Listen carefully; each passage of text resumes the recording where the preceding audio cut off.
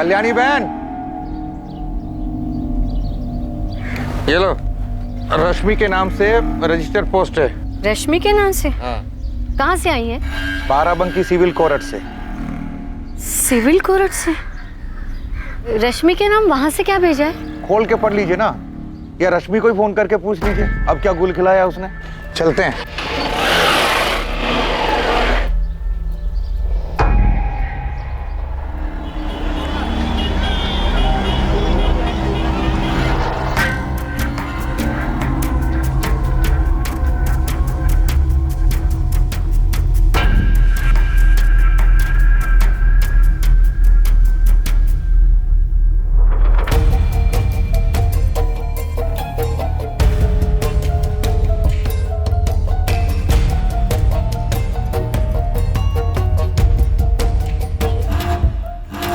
माँ, इतने सारे सवाल पूछने के बजाय ये बताओ कि कोर्ट के नोटिस में लिखा क्या है? रश्मि, शायद तुम्हें कोर्ट में हाजिर होना है। हमें ठीक से समझ में नहीं आ रहा है इसमें क्या लिखा है। किसने भेजा है? अगर कोर्ट से नोटिस आया तो नाम तो लिखा ही होगा। इस पर किसी मनोज पाठक का नाम लिखा है। ठीक है, एक काम करो, विकास को बोलो कि वो उसकी फोटो खींच के भेज दे, हम देख लेंगे, तुम टेंशन मत लो। लेकिन ये है किस बारे में? माँ, हमने कहा ना हम देख लेंगे, तुम बस विकास को बोलो कि वो फोटो खींच के हमें भेज दे। हमें देर हो रही है, हमें मीटिंग के लिए निकलना है। बाय माँ, बाय।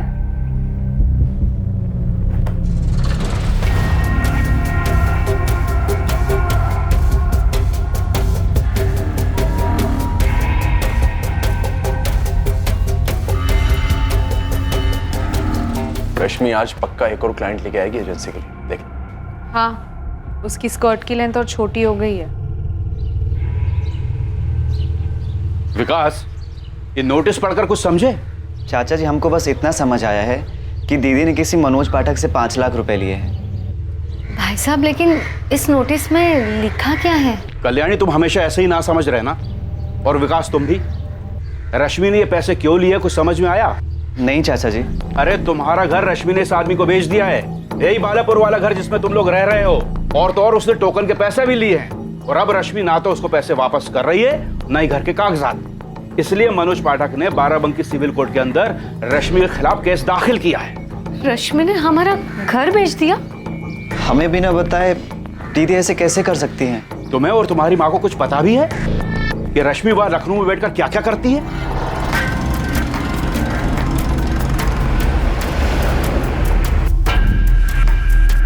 रश्मि पांडे क्या करती है, क्या नहीं करती है, और वो क्या कर सकती है, इतना उसका छोटा भाई और माँ तो क्या, शायद कोई भी उसके बारे में नहीं जानता था। हम बता रहे, इस रश्मि को तो सिर्फ 2 ही चीजें आती है, छोटे छोटे कपड़े पहनना और मर्दों को लुभाना, दैट्स इट। पर हर कोई ये जरूर जानता था कि रश्मि हर चीज अपनी मर्जी से और अपने मतलब के लिए ही करती थी। ध्रुव, हम बता रहे, ये रश्मि बहुत ही चालू लड़की है। हमें तो लगता है ये काला जादू भी करती है। काला जादू? क्या बोल रही हो पाए? मतलब कुछ भी? और नहीं तो क्या, वो हमेशा हमसे हमारे क्लाइंट्स छीन लेती है। आखिर उसको पता कैसे चलता है हम कहाँ किस क्लाइंट को क्या ऑफर दे रहे हैं? हाय Kapil, may I come in? Rashmi, come in, come in. कैसी हो? I'm good. What about you? बस अच्छा बैठो। प्लीज। हमें पता है कि जब वो क्लाइंट से मिलती है तो वो जानबूझकर अपने शर्ट का दूसरा बटन भी खुला रखती है। बहुत चालू चीज है ये रश्मि। बीरेन सर, हमें पूरा भरोसा है कि रश्मि अपने क्लाइंट्स के साथ फिजिकल भी होती है। और सर, उसने अपने केबिन में एक मेंढक भी रखा हुआ है। मेंढक? यस सर, एक डेकोरेटिव पीस।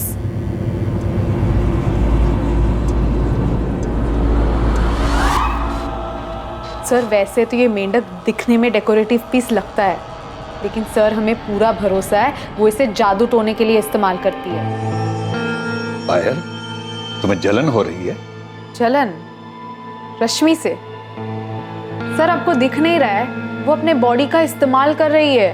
पायल, वो अपने काम में माहिर है और अपने टारगेट्स पूरे करने के बाद भी बहुत ही मेहनत करती है और ज्यादा से ज्यादा क्लाइंट्स लाने की कोशिश करती है। वो एजेंसी के लिए अच्छी बात है ना? सर, कोई और होता ना तो हिम्मत नहीं करता आपसे कहने की, लेकिन सर हम कह रहे हैं रश्मि सही नहीं है। आप जानते हैं वो कौन है? वो 1 नंबर। पायल, मेहनत और लगन से आगे निकलने की कोशिश करो, अपने टारगेट्स पूरे करो, ये सारी शिकायतों से दूर रहो। और हर बात जो तुम कह रही हो ना, कि अपनी बॉडी का इस्तेमाल कर रही है, वो अच्छी बात नहीं है। वो एम्बिशियस और मेहनती लड़की है और मेहनत से आगे बढ़ने की कोशिश करे।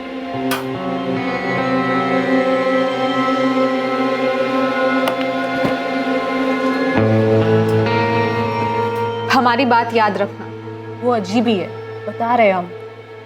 जब सबको पता चलेगा ना, तब समझ में आएगा।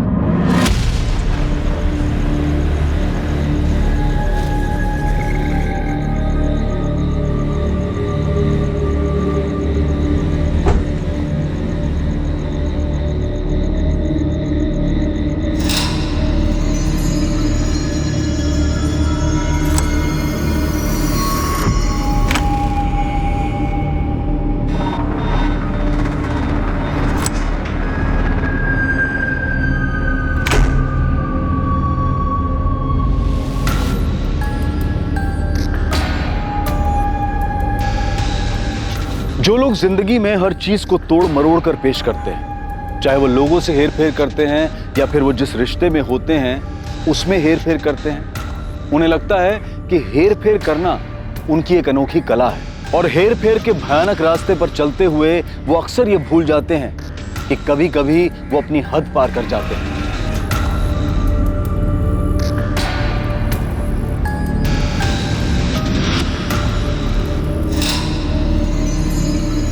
और ऐसा भी होता है कि कोई और उनकी इस हेरा फेरी पर पलटवार कर देता है।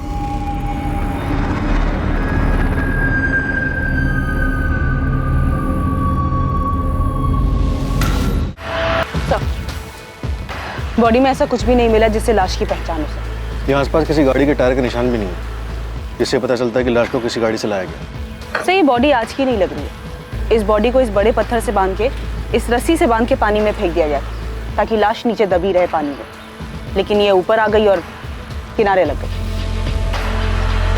सर, यहाँ एक टैटू है, शायद इस टैटू से इस लाश की पहचान हो जाए।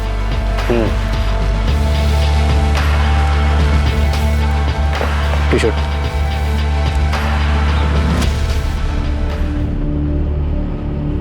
पायल, पायल, तुम्हें फॉरवर्डेड मैसेज मिला क्या? हाँ? ये रश्मि है। पुलिस अब तक पहचान नहीं कर पाई। कब हुआ ये? हमें नहीं पता, 1 घंटे पहले मैसेज आया हमको ये। इस लड़की का गला बुरी तरीके से घोट कर मार दिया गया है, इतनी बुरी तरीके से कि इसके गले की एक हड्डी टूट गई। मुझे लगता है इस लड़की की हत्या काफी वक्त पहले की गई है। I mean, काफी दिन पहले। काफी दिन नहीं, 1 दिन से थोड़ा ज्यादा। इसकी डेथ अप्रोक्स 36 से 40 घंटे पहले हुई। आज 9 अक्टूबर है, 7 अक्टूबर की रात को इसकी डेथ हुई है। कोई सेक्सुअल असॉल्ट? सेक्सुअल असॉल्ट तो नहीं है सर, लेकिन इतना पता चल रहा है कि डेथ से पहले ये सेक्सुअली एक्टिव जरूर थी। सर, इस लड़की के बारे में पता चल गया। रश्मि पांडे नाम है इसका। रमेश विहार कॉलोनी में रहती थी। इसके माँ और भाई बालापुर गांव में रहते हैं। डॉक्टर वैद्य बता रहे हैं कि इस लड़की की हत्या 7 अक्टूबर की रात को हुई। तो कल 8 अक्टूबर को किसी ने इससे मिलने या बात करने की कोशिश नहीं की? सर, इसके बॉस का कहना है कि 4 दिन की छुट्टी पे थी। सर, ये रश्मि पांडे ही है, हमारी एजेंसी की स्टार सेल्स मैनेजर। सर ये कैसे हुआ? बीरेन जी, उसकी लाश हमें कुछ वक्त पहले ही संपत नहर में मिली, लेकिन हमें लगता है कि उसकी हत्या 1 दिन पहले हो गई थी। सर, 7 to 10 अक्टूबर उसने छुट्टी ली थी। कोई केस के सिलसिले में उसे कोर्ट में हाजिर होना था। 11 अक्टूबर को तो वो ऑफिस ज्वाइन करने वाली थी। सर, रश्मि के माँ बाप कहाँ हैं और रश्मि कहाँ रहती थी?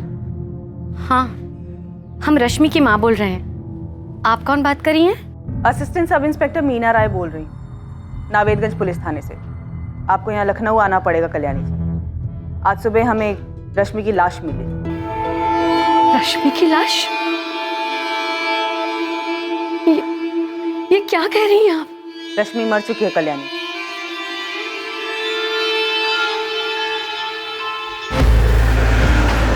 दूसरी चाबी हो सकती है किसी के पास? किसी को जानते हो, मकान मालिक या कोई और? नहीं, हमें नहीं पता। हमने बस एक बार ड्रॉप किया था, वो भी इसलिए कि उसकी कार सर्विस पे गई थी। हम तो 1 साल से बस यही जानते हैं कि ये घर शायद उसका खुद का है। रश्मि की माँ या उसके भाई विकास को जानते हो? उनके पास हो सकती है उसकी डुप्लीकेट चाबी। नहीं मैम, हमें कुछ भी नहीं पता। हम उनसे कभी नहीं मिले।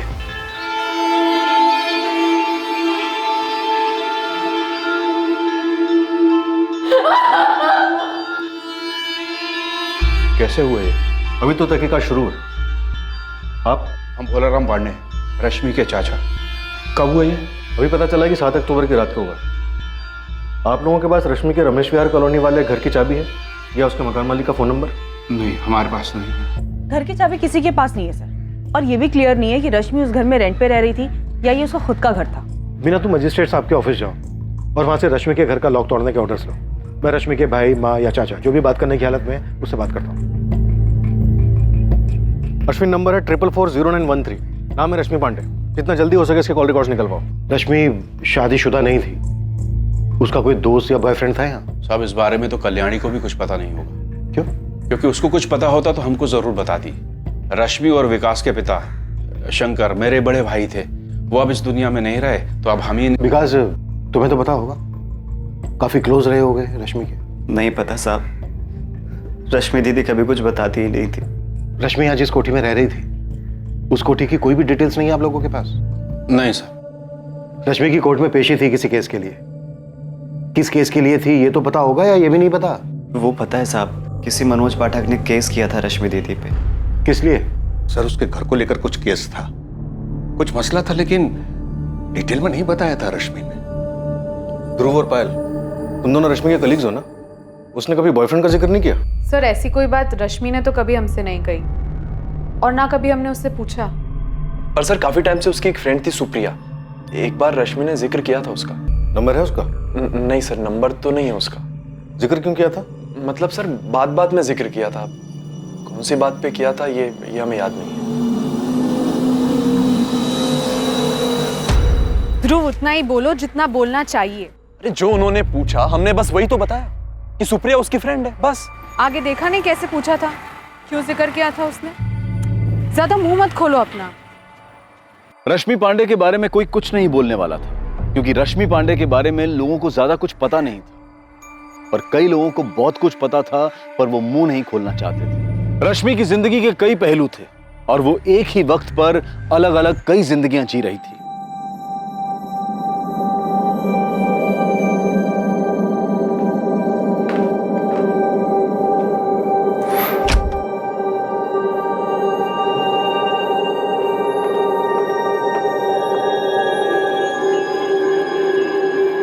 क्या किया है तुमने ऋषभ?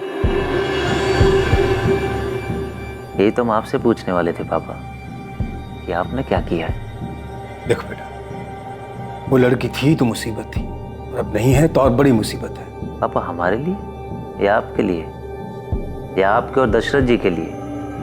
प्रद्युमन चौधरी और दशरथ जी के आपसी मतभेद में बलि चढ़ी रश्मि पांडे।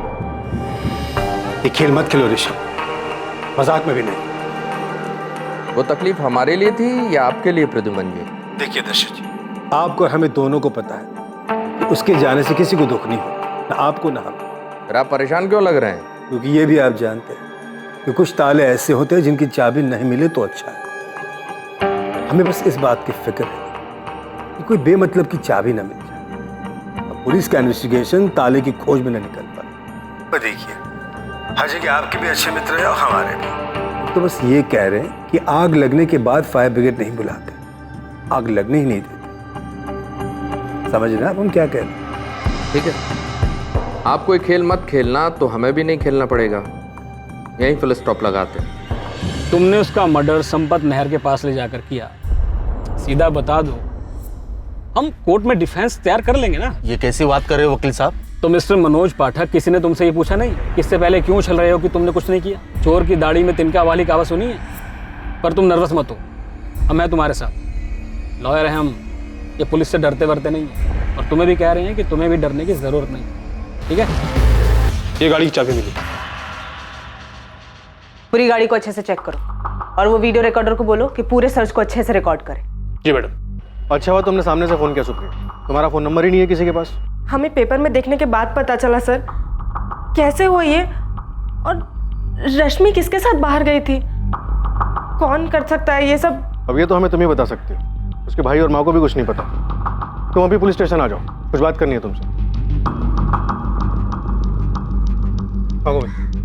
सर बाकी डिटेल्स निकाल रहा हूँ, लेकिन कॉलोनी के 2-3 लोगों से बात की तो पता चला रमेश विहार में जो घर है उसकी ऑनर रश्मि है। उसका खुद का घर है? हाँ सर, आप चाहें तो इलेक्ट्रिसिटी बिल वगैरह मंगा के देख सकते हैं। कमाल, इन्वेस्टमेंट कंसल्टेंसी में इतनी कमाई, और ये तो वहाँ पे एम्प्लॉय थे, ओनर भी नहीं थी। 6 महीने पहले इस लड़की रश्मि पांडे ने मेरे क्लाइंट मनोज पाठक से 5 लाख रुपए टोकन मनी लिए अपने बालापुर गांव वाले घर को बेचने के लिए। रश्मि अपना घर बेच रही थी? जी सर हम राघवपुर से है, ट्रेडिंग का बिजनेस करते हैं। इन्वेस्टमेंट के लिए हम रश्मि का गांव वाला घर खरीदना चाहते थे। 20 लाख रुपए में डील फाइनल हुई थी। 15 लाख रुपए बाय चेक और 5 लाख रुपए कैश एडवांस। और जो ये 5 लाख रुपए है ना सर, वो हमने रश्मि के लखनऊ वाले कोठी पे उसे दिए थे। अब आप घर के कागजात तैयार करवा लीजिए रश्मि जी। एक बार साइन हो जाए तो आपके बचे हुए 15 लाख भी आपको मिल जाएंगे।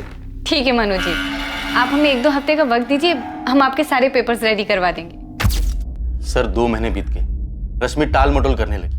मैंने उसे कई बार फोन किया सर, लेकिन वो कह रही थी हम कहाँ भागे जा रहे हैं, ना तुम्हारा पैसा भागे जा रहा है ना घर। और फिर 3 महीने पहले अचानक उसका रवैया चेंज हो गया सर।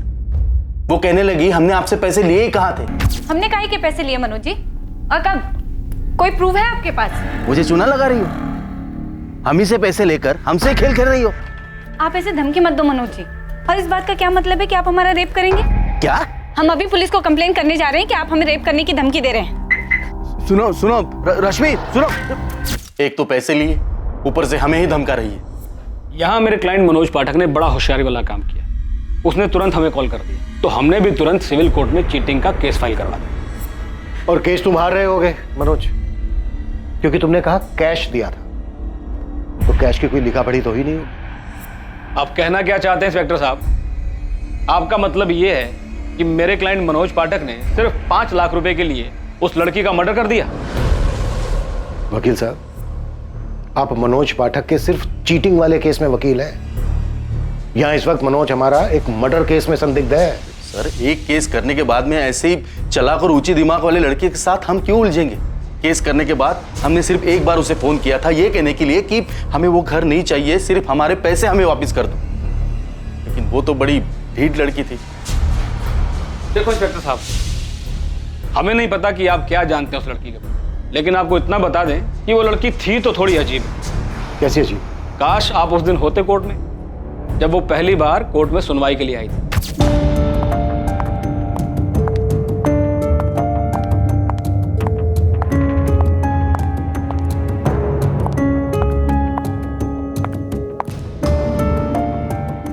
ये क्या है? क्या सर? मिस रश्मि पांडे, आप इस तरह के कपड़े पहनकर कोर्ट में नहीं आ सकती। इसे कंटेम्प्ट ऑफ कोर्ट लिया जा सकता है। आज की सुनवाई खारिज की जाती है। The court is adjourned. जज तक हैरान रह गए थे उसकी हरकत को देखकर। वकील साहब, यहाँ पर रश्मि का मर्डर हुआ है, रश्मि ने कोई हरकत नहीं की। इंस्पेक्टर साहब, आप थोड़ी और जानकारी हासिल कीजिए उस लड़की रश्मि पांडे के बारे में। आपको खुद ब खुद पता चल जाएगा कि वो किन किन हरकतों में व्यस्त थी।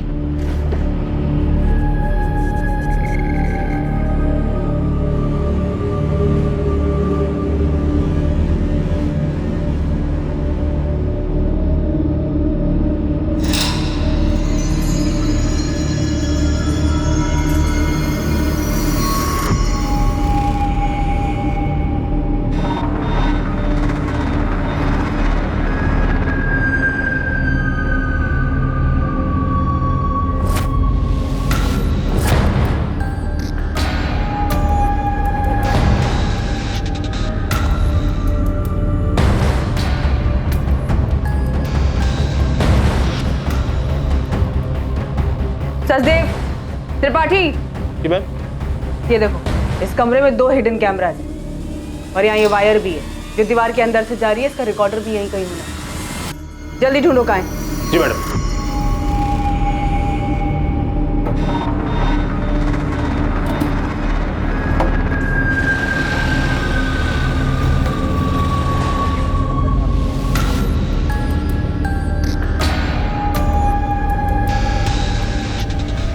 नहीं साहब, इस कल्याणी और उस बेवकूफ विकास को तो कुछ पता ही नहीं था कि रश्मि ने घर बेचने की कोई हरकत की है।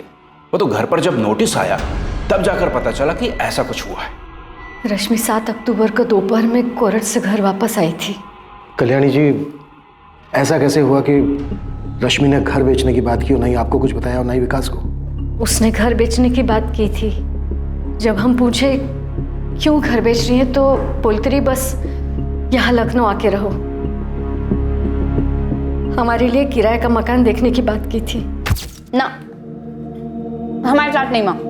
हमने लखनऊ में दूसरी जगह घर देखा है तुम और विकास वहीं रहोगे। लेकिन रश्मि, हम तुम्हारे साथ क्यों नहीं रहेंगे? क्योंकि तुम किच-किच करोगे हर चीज में। चाचा जी ने भूसा जो भर दिया तुम्हारे दिमाग में, जो रश्मि तुम्हारे हाथ से निकल गई है।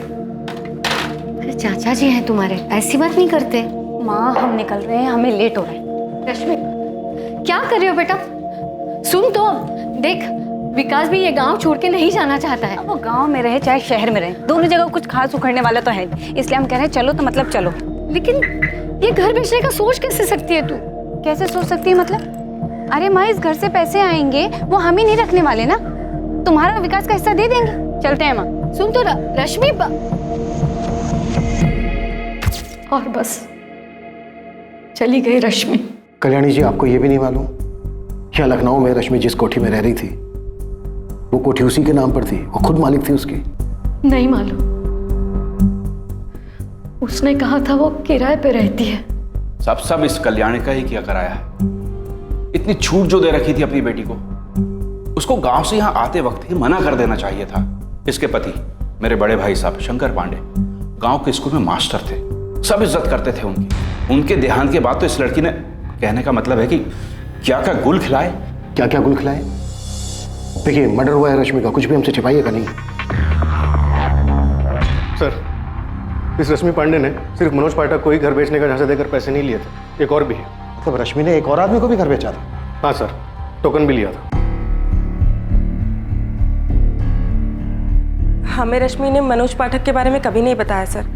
उसने तो हमसे कहा था कि उसका बालापुर वाला घर खरीदने के लिए अगर कोई हो तो हम उससे बताएं। और सर, इत्तेफाक से हम भरत गुलेचा को जानते थे जो बालापुर में घर खरीदना चाहता था। ओके रश्मि जी, वैसे रश्मि जी, घर के कागजात कब तक रेडी हो जाएंगे? हमें थोड़ा सा टाइम दीजिए। एक्चुअली हमारी माँ और भाई को उस घर से लखनऊ शिफ्ट करना होगा। जैसे ही घर खाली हो जाएगा आपके सारे पेपर्स रेडी कर देंगे। नहीं, कोई दिक्कत नहीं है, आप आराम से अपना समय लीजिए। ठीक है, थैंक यू सो मच, हम चलते हैं। चलिए। वेलकम भरत जी, प्लीज चिल्लाइए मत। हम आपसे तमीज से बात कर रहे हैं तो आप आवाज नीचे रखिए, वरना हम फोन काट देंगे। तुमने चीटिंग की है रश्मि हमारे साथ, और हमने तो ये भी सुना है कि किसी मनोज पाठक नाम के आदमी ने केस किया है तुम्हारे ऊपर। ये कोठी तुमने उसे भी बेची है। हम भूल गए थे आपको बताना, तो क्या ऐसी टोन में बात करेंगे आप? अगर रश्मि यहाँ वहाँ की बात ना करो तो अच्छा है। हमको हमारे पैसे वापस चाहिए, बस कह देते हैं अभी के अभी। और ये फ्रॉड ना हमारे साथ नहीं करना तुम, क्योंकि हम होने नहीं देंगे। देखिए भरत जी, अभी हम बिजी हैं, बाद में बात करते हैं। रश्मि क्या कर रही हो?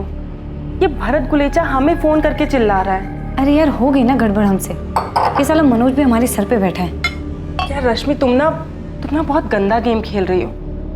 हम बोल रहे हैं तुमको, ये बड़े लोगों को ठगना अलग बात है। भरत गुलेचा बहुत सीधा साधा आदमी है, अपने मेहनत के पैसों से घर खरीदना चाहता है। अरे तो क्या भागे जा रहे हैं क्या हम? है ना यही? दुनिया में ऐसे बहुत सारे लोग हैं जो बिना किसी पछतावे या बिना किसी एहसास के लोगों को धोखा देते हैं। लोगों को धोखा देकर उनसे लिए हुए पैसों पर ऐशो आराम की जिंदगी गुजारते हैं। किस मिट्टी के बने होते हैं ऐसे लोग? क्यों उन्हें अपने गुनाहों पर कोई पछतावा नहीं होता? उन्हें ये सब कुछ गलत क्यों नहीं लगता? हमें तब पता चला कि रश्मि किसी मनोज पाठक के लफड़े में फंस गई है जब भरत गुलेचा ने हमें गुस्से में कॉल किया। हमने आपको भरत के बारे में इसलिए बताया क्योंकि हमें लगा, क्योंकि तुम्हें लगता है भरत ने रश्मि को मारा। हमें बस लगा। सुप्रिया, बड़े लोगों को ठगना एक अलग बात है, इसका क्या मतलब है? किन बड़े लोगों को ठगा था रश्मि ने? नहीं सर, हमने तो बस ऐसे ही कह दिया था। हमें लगा कि शायद बड़े लोग तो पैसे भूल भी जाएं, इसलिए। ये कोठी रश्मि की खुद की है? इतने पैसे कहाँ से आए उसके पास? हम रश्मि को तब से जानते हैं जब वो ऑलरेडी उस कोठी में रहती थी। उसने वो कैसे खरीदी और कब खरीदी हम नहीं जानते। सुप्रिया, हमें रश्मि की लाश संपत नहर के पास मिली। पोस्टमार्टम रिपोर्ट कहती है कि हत्या से पहले रश्मि ने किसी के साथ शारीरिक संबंध बनाए थे। 7 अक्टूबर को रश्मि किसके साथ गई होगी? सर, ये तो हम नहीं जानते। रश्मि से हमारी आखिरी बार 5 तारीख को बात हुई थी। उसके बाद से ना ही मेरी रश्मि से बात हुई और ना ही हम मिले। रश्मि का कोई बॉयफ्रेंड था? नहीं सर, उसका कोई बॉयफ्रेंड नहीं है। सुप्रिया, रश्मि के घर कोई तो आया था। सर, ये तो हम नहीं जानते, और हम ये भी नहीं बता सकते कि कौन हो सकता है।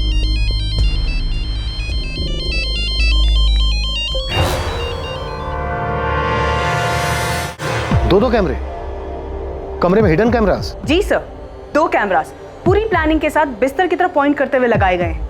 और सर, फूलदान में एक रिमोट कंट्रोल भी मिला है जिससे इन दोनों कैमरा को ऑन किया जा सकता है।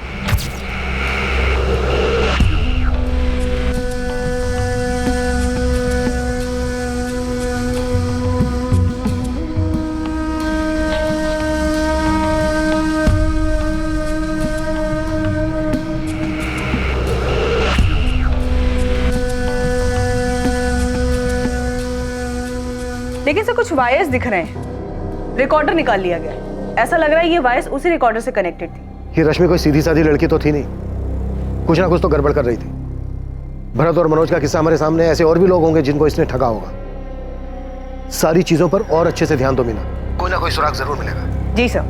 मैडम ये देखिए यहाँ कुछ है।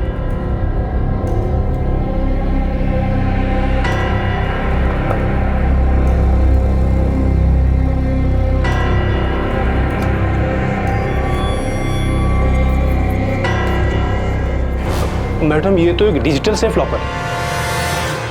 पासवर्ड? हाँ विकास, पासवर्ड। ये एक डिजिटल लॉकर है, इसका पासवर्ड होगा। रश्मि ने कभी तुम्हें इसके पासवर्ड के बारे में कुछ बताया? दीदी ने तो हमको कभी नहीं बताया। मैडम जी हमको पता भी नहीं है क्या चीज़ है। लॉकर?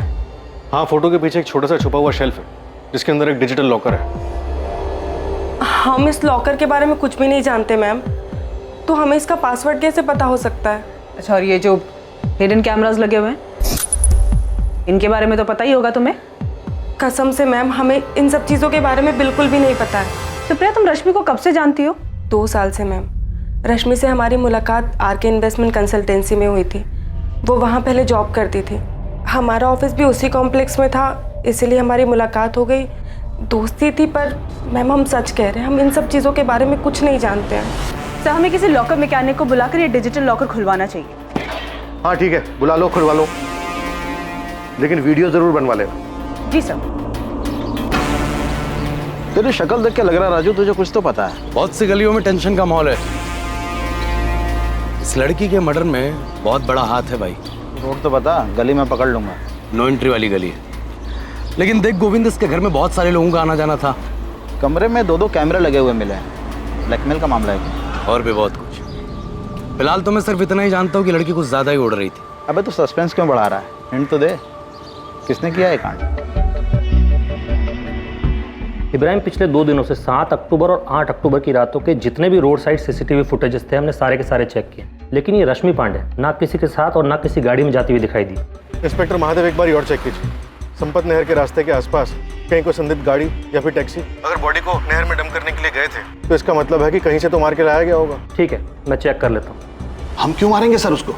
हमारे पैसे तो डूब ही गए थे, जीना हराम कर दिया था सर उसने। पैसे दे नहीं रही थी, ऊपर से फंसाने की धमकी अलग। क्या कहा तुमने भरत? तुम हमारा रेप करोगे? ओ मैडम, हम सिर्फ अपने पैसे की बात कर रहे हैं बस। तो इसलिए तुम हमारे साथ ऐसे घिनौनी हरकत करोगे?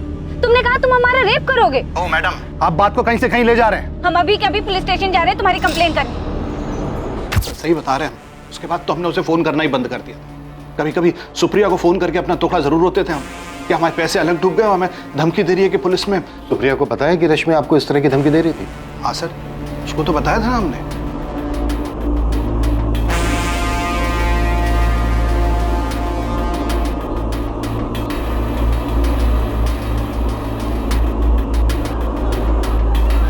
सर वो अपने टारगेट्स हर महीने पूरा करती और टारगेट से ज्यादा अचीव करती थी। सर उसको काफी इंसेंटिव्स भी मिलते थे। ये जो इसका घर है, इसकी अभी की मार्केट वैल्यू कुछ 55 लाख है और हमें पता चला है कि वो पिछले 4 साल से वहाँ रह रही थी, यानी 2015 से। तब उसकी मार्केट वैल्यू तकरीबन 40-45 लाख के आसपास रही होगी। क्या वो इतना कमा पाती थी जो ये घर ले सकती? सर हमारे यहाँ तो वो 2 साल से काम करती थी, उसके पहले कहीं और काम करती थी। लेकिन एक बात जरूर है, बहुत ही मेहनती लड़के थे, अपने काम में माहिर थी। हाँ, एम्बिशियस जरूर थी। जिस तरह से वो क्लाइंट लाती थी उसी तरह से अपने लिए भी अच्छी खासी इन्वेस्टमेंट करती होगी, और ये investment high risk high return वाला हो।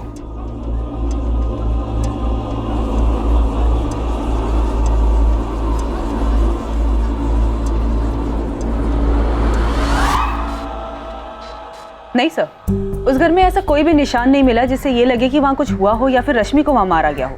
वो लॉकर? सर लॉकर कंपनी 1 या 2 दिन में मैकेनिक को भेज रहे हैं। 2 लोग, मनोज और भरत, दोनों को ठगा इसने। इसने और लोगों को भी ठगा होगा, बड़े लोग भी शामिल होंगे इसमें। सर मुझे सुप्रिया पे ज्यादा शक हो रहा है, काफी कुछ है जो ये नहीं बता रही है। ये रश्मि कैसी लड़की थी?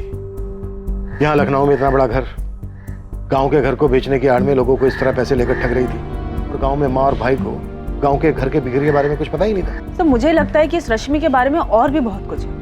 उस दीवार के पीछे वाले लॉकर में से शायद हमें बहुत कुछ मिले। कॉल रिकॉर्ड्स कब तक आ रहे हैं? आज शाम तक आ जाएंगे।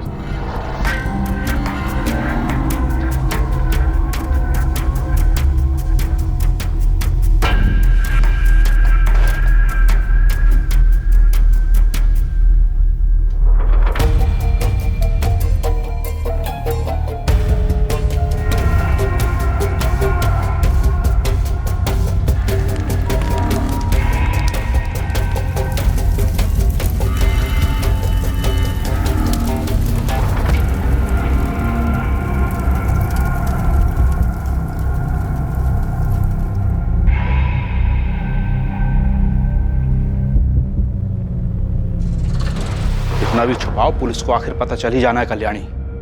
किसी का अतीत ऐसे छुपता नहीं है, खासकर उस वक्त जब हत्या इस तरह से की गई हो। तो आप ही बता दीजिए ना भाई साहब। हम बताएं? ये तो तुमको बताना चाहिए कल्याणी। हम तो आज भी हमेशा की तरह तुम्हारे साथ में खड़े हुए हैं। रश्मि की इन सारी हरकतों की जिम्मेदार तुम हो। हम क्या करते भाई साहब, क्या करते हम? रश्मि कभी हमारी बात सुनती नहीं थी, ना विकास की बात कभी सुनी। आप तो घर के बड़े हैं, आपने भी तो बात की थी उससे। कुछ तो था जो रश्मि पांडे के परिवार वाले जानते थे, लेकिन वो पुलिस को नहीं बता रहे थे।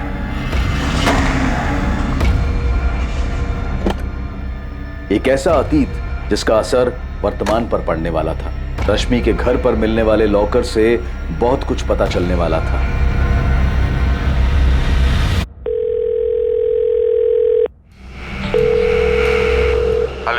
हेलो, मैं सब इंस्पेक्टर इब्राहिम शेख बोल रहा हूँ। क्या मैं जान सकता हूँ मेरी बात किससे हो रही है? मैं ऋषभ चौधरी बोल रहा हूँ। बताइए क्या बात करनी है? आप रश्मि पांडे को तो जानते ही होंगे, उसे कॉल रिकॉर्ड्स में आपका नंबर मिला। हाँ जानते हैं, मतलब एक टाइम पे हम उसे अच्छे से जानते थे, एक दूसरे के साथ घूमा करते थे, और अब नहीं। ओह, लेकिन आपकी बातें तो रेगुलर होती थी। एक हफ्ते पहले आपकी बात हुई थी। ब्रेकअप होने के बाद एक दूसरे के साथ टच में नहीं रह सकते क्या? रश्मि का मर्डर हुआ है। हम जानते हैं, न्यूज़ में देखा है हमने, लेकिन देखिए हम उसे ऐसे ही कॉल किया करते थे और वो भी हमें ऐसे ही कॉल किया करती थी। 1 साल पहले हमारा ब्रेकअप हो चुका है। अगर आपका अगला सवाल ये है कि उसका मर्डर हुआ और हम कभी नज़र नहीं आए और ना ही आखिरी बार उसकी डेड बॉडी को देखने आए, तो इस बारे में हम सिर्फ इतना ही कह सकते हैं, जब हमें उसके मर्डर की खबर आई हमें दुख हुआ, लेकिन अब इससे ज़्यादा हम कर भी क्या सकते हैं? सुप्रिया, पहली बात, ऋषभ बॉयफ्रेंड या एक्स बॉयफ्रेंड था रश्मि का जो उसके टच में था? दूसरी बात, रश्मि मनोज की तरह भरत को भी धमकियां दे रही थी। ऐसा कैसे हो सकता है कि तुम्हें इस बारे में कुछ पता ना हो? भरत ने साफ साफ बताया हमें कि उसने इस बारे में सब कुछ बताया था तुम्हें। हाँ सर, उसने बताया था। और सर हमें पता था कि रश्मि और ऋषभ का अफेयर चल रहा है, लेकिन सर दोनों का ब्रेकअप हो गया था। और सर भरत के बारे में तो हमने आपको खुद बताया था कि हमें उस पर शक है। सुप्रिया, और कौन सी ऐसी बातें हैं जो तुमने हमसे नहीं बताई? नहीं सर, और ऐसी कोई बात नहीं है।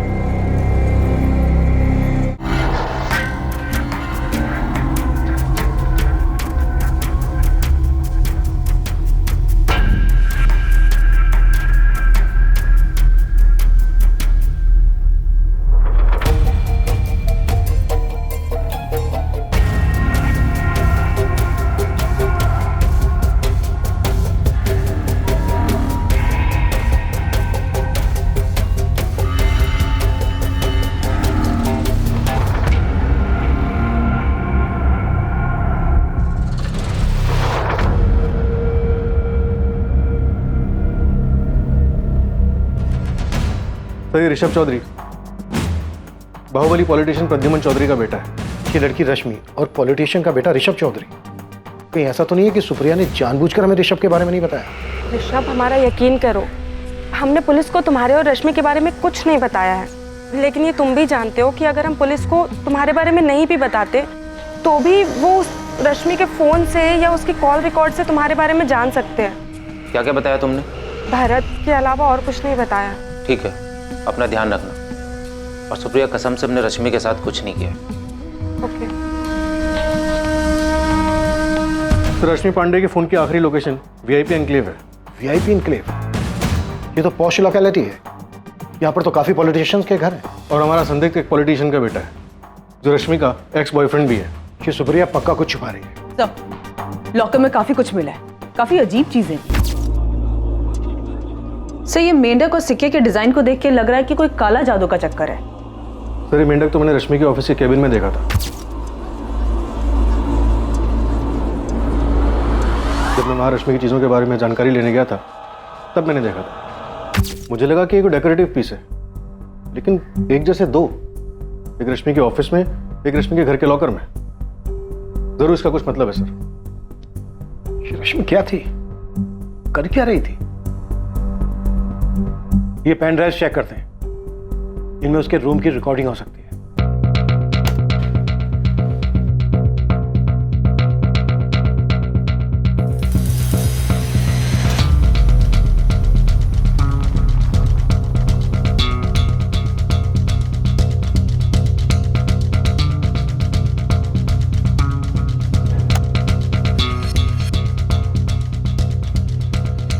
ये तो वो पॉलिटिशियन प्रद्युमन चौधरी है ना? प्रद्युमन चौधरी और दशरथ जी के आपसी मतभेद में बलि चढ़ी रश्मि पांडे। ये खेल मत खेलो ऋषभ, मजाक में भी नहीं। हाँ सर, ऋषभ चौधरी के पिता, लेकिन ऋषभ तो रश्मि का बॉयफ्रेंड था। उसके पिता यहाँ? तो हमें बाकी के पेन ड्राइव भी चेक करने चाहिए।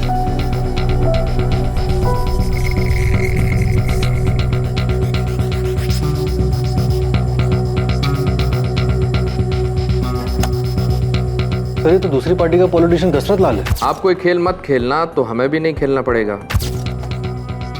चल क्या रहा था?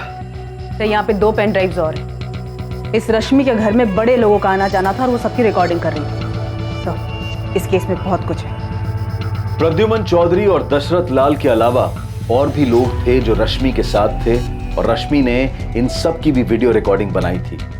हालांकि इस वीडियो रिकॉर्डिंग में पुलिस सबकी पहचान नहीं कर पा रही थी, लेकिन पुलिस को यह पता चल रहा था कि ये बड़ी पहुंच वाले लोग थे। अब इस केस में रश्मि पांडे के बारे में और भी बहुत कुछ सामने आने वाला था। सर मैं पक्का तो नहीं कह सकता, लेकिन हमारी और एक एम्प्लॉई है, पायल त्यागी, जो रश्मि की कामयाबी से जलती थी, और वही एक है जिसने मुझे इसके बारे में बताया। मेंढक के बारे में? हाँ, मैंने भी रश्मि के कैबिन में मेंढक देखा था। मुझे तो वो डेकोरेटिव पीस लगा था। हाँ, लेकिन पायल को लगता था कि वो मेंढक का कुछ काले जादू से लेना देना है। बीरेन जी, रश्मि किसी तरह का कोई काला जादू करती थी क्या? सर उसके बारे में मुझे कुछ नहीं पता। लोगों को अपनी मुट्ठी में रखने और उन्हें अपने इशारों पर नचाने की शक्ति, इसे वशीकरण कहते हैं, लोगों को अपने वश में करने की विद्या। हमें ये शक्ति किसी भी तरीके से चाहिए और किसी भी कीमत पर। ऐसा नहीं होता है कि इंटरनेट पे आपने ऑर्डर दे दी और वो चीज़ आपके पास आ गई। ये विद्या प्राप्त करने के लिए तुम्हें कठिन तपस्या करनी पड़ेगी। हम कुछ भी करने के लिए तैयार हैं, हमें बस ये शक्तियाँ चाहिए। सर हमें इन पॉलिटिशियंस प्रद्युमन चौधरी और दशरथ लाल और प्रद्युमन चौधरी के बेटे ऋषभ से बात करनी चाहिए।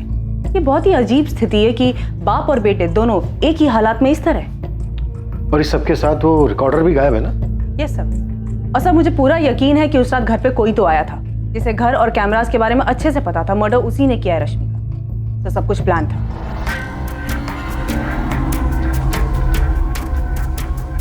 वो लड़की तुम्हारे लायक थी ही नहीं ऋषभ, तुम बेकार हम पे गुस्सा कर रहे हो। पापा हमारे लायक थी या नहीं, अब बात उसकी नहीं है। पापा हमारे दिल में उसके लिए कुछ नहीं है। हमारे दिल में एक सच है और हमें ये नहीं पता कि उसका सामना कैसे करना है। 7 अक्टूबर की रात को कोई रश्मि के घर गया था पापा।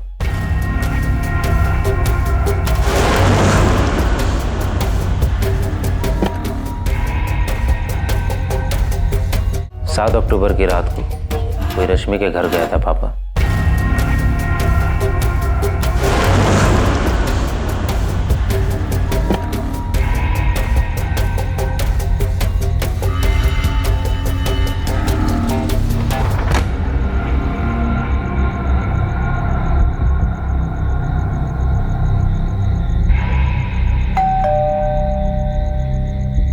लेकिन हमने उसको नहीं मारा है ऋषभ, और हम जानते हैं कि रश्मि को तुमने ही मारा है। इंस्पेक्टर शुक्ला, मैं इस लड़की रश्मि पांडे के बारे में बहुत अच्छे से जानता हूँ। 3 साल पहले भी इसने एक बड़े आदमी की जिंदगी बर्बाद की थी। कौन है ये आदमी? हरीश? पारितोष मिश्रा नाम है उनका, टैक्स डिपार्टमेंट में विजिलेंस ऑफिसर है। हरीश, क्या हुआ था 3 साल पहले? इस केस में हमने रश्मि पांडे को जेल में भी डाला था। ये रश्मि पांडे बहुत शातिर थी और उसके परिवार वालों को भी उसके बारे में सब कुछ पता था। उसके परिवार वालों ने हमें रश्मि के जेल जाने के बारे में कुछ नहीं बताया। पारितोष को रश्मि ने फंसाया था और धोखा दिया। शायद रश्मि को मारकर पारितोष ने अपने बर्बादी का बदला लिया। रश्मि, तुमने बहुत गंदा खेल खेला है मेरे साथ, धोखा दिया हमें। तुम्हारे पास 2 रास्ते हैं पाली, या तो जाल से बाहर निकल आओ या फिर फंसते चले जाओ। यू डोंट नो मी, तुम हमें बिल्कुल नहीं जानते, बिल्कुल भी नहीं। अब तुम देखो हम क्या करते हैं। रश्मि के साथ बहुत बुरा हुआ, लेकिन रश्मि ने भी बहुत से लोगों के साथ बुरा किया।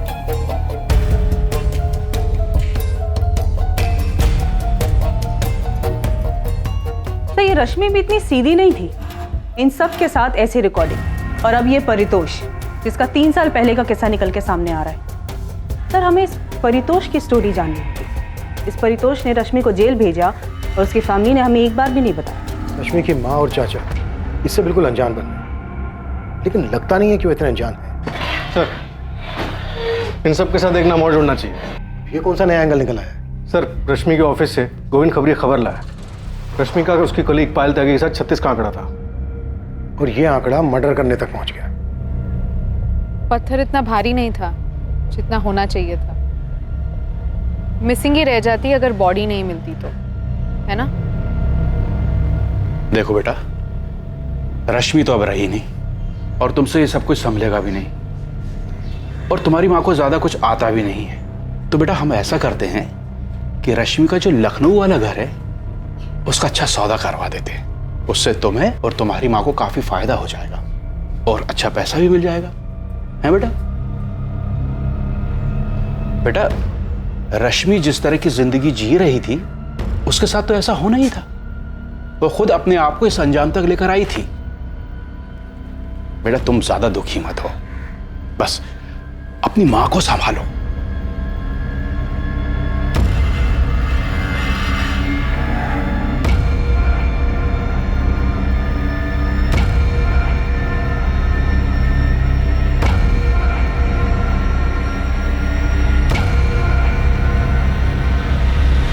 रश्मि के तार कई जगहों पर जुड़े हुए थे, पर क्यों जुड़े थे उसने ये तार? क्या वो बड़ी पहुंच वाले लोगों के ऊपर पकड़ रखना चाहती थी, या फिर वो ये सब इसलिए कर रही थी ताकि वो खुद एक पावरफुल इंसान बन सके? रश्मि के इस काले जादू का क्या एंगल था? और 3 साल पहले रश्मि जेल क्यों गई थी? यकीनन अपराधी ने यह चाहा था कि रश्मि की लाश संपत नहर के किनारे पर कभी ना आती, पर वो आई और रश्मि गुमशुदा बनकर नहीं रह गई। ये किसकी साजिश थी? किसने किया था ये सब? इन सभी सवालों के जवाब हमें मिलेंगे कल रात 10:30 बजे इस केस के दूसरे और आखिरी भाग में। जय हिंद। पत्थर इतना भारी नहीं था जितना होना चाहिए था। मिसिंग ही रह जाती अगर बॉडी नहीं मिलती तो, है ना? ऐसा तो नहीं था कि रश्मि की हत्या उसके किसी करीबी ने ही की थी जिसके बारे में अभी तक सोचा नहीं गया था? बेटा हम ऐसा करते हैं कि रश्मि का जो लखनऊ वाला घर है उसका अच्छा सौदा करवा देते हैं। रश्मि जिस तरह की जिंदगी जी रही थी उसके साथ तो ऐसा होना ही था।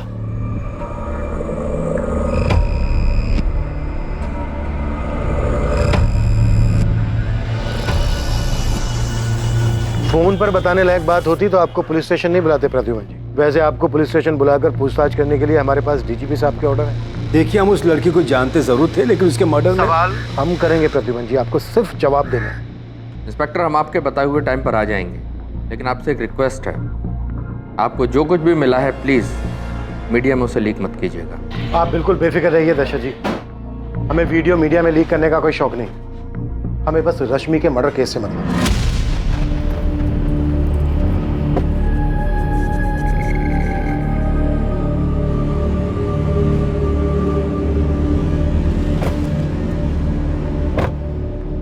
जो हम दोनों के हाथ नहीं लगा वो पुलिस के हाथ लग चुका है प्रद्युमन जी। कुछ करके मामला रफा दफा नहीं कर सकते? रफा दफा करने की कोशिश तो करेंगे ही, और वैसे भी किसको फर्क पड़ता उस रश्मि के मरने से। लेकिन आप अपने बेटे को समझाइए, जरूरत से ज्यादा ना बोल जाए कहीं कुछ। बेवकूफ है ऋषभ, समझ ही नहीं पा रहा कि ये लड़की उसके लायक थी ही नहीं। कैसे समझाए उसे? समझाना पड़ेगा प्रद्युमन जी, हर हाल में।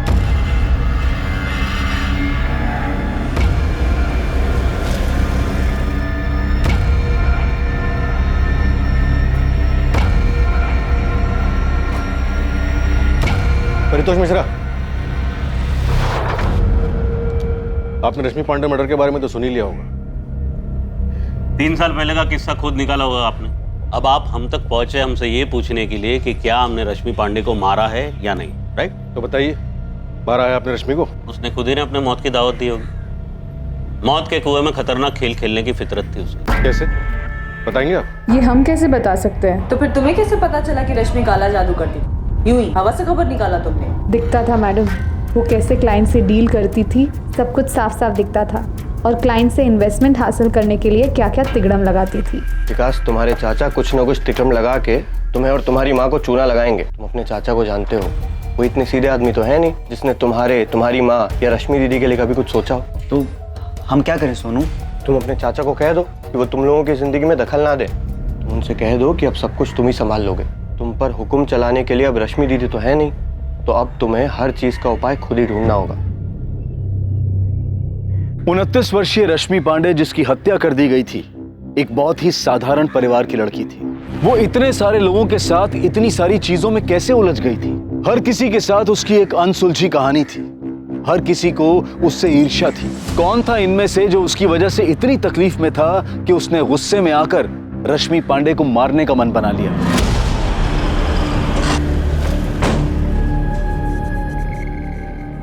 हमें वीडियो देखने की कोई जरूरत नहीं है। हम जानते हैं हमारे पिता रश्मि किस हद तक जा सकते थे। तो फिर बताओ मुझे, क्या कर रही थी रश्मि? और क्या कर रहे थे तुम? और क्या कर रहे थे तुम्हारे फादर प्रद्युमन चौधरी? और क्या कर रहे थे उनके राइवल दशरथ लाल? रश्मि को समझने में हमसे भूल हो गई। बाकी लोगों की तरह उसने हमारा भी इस्तेमाल किया। पैसे चाहिए थे बस उसे। रश्मि, हमारे पास तुम्हारे लिए एक सरप्राइज है।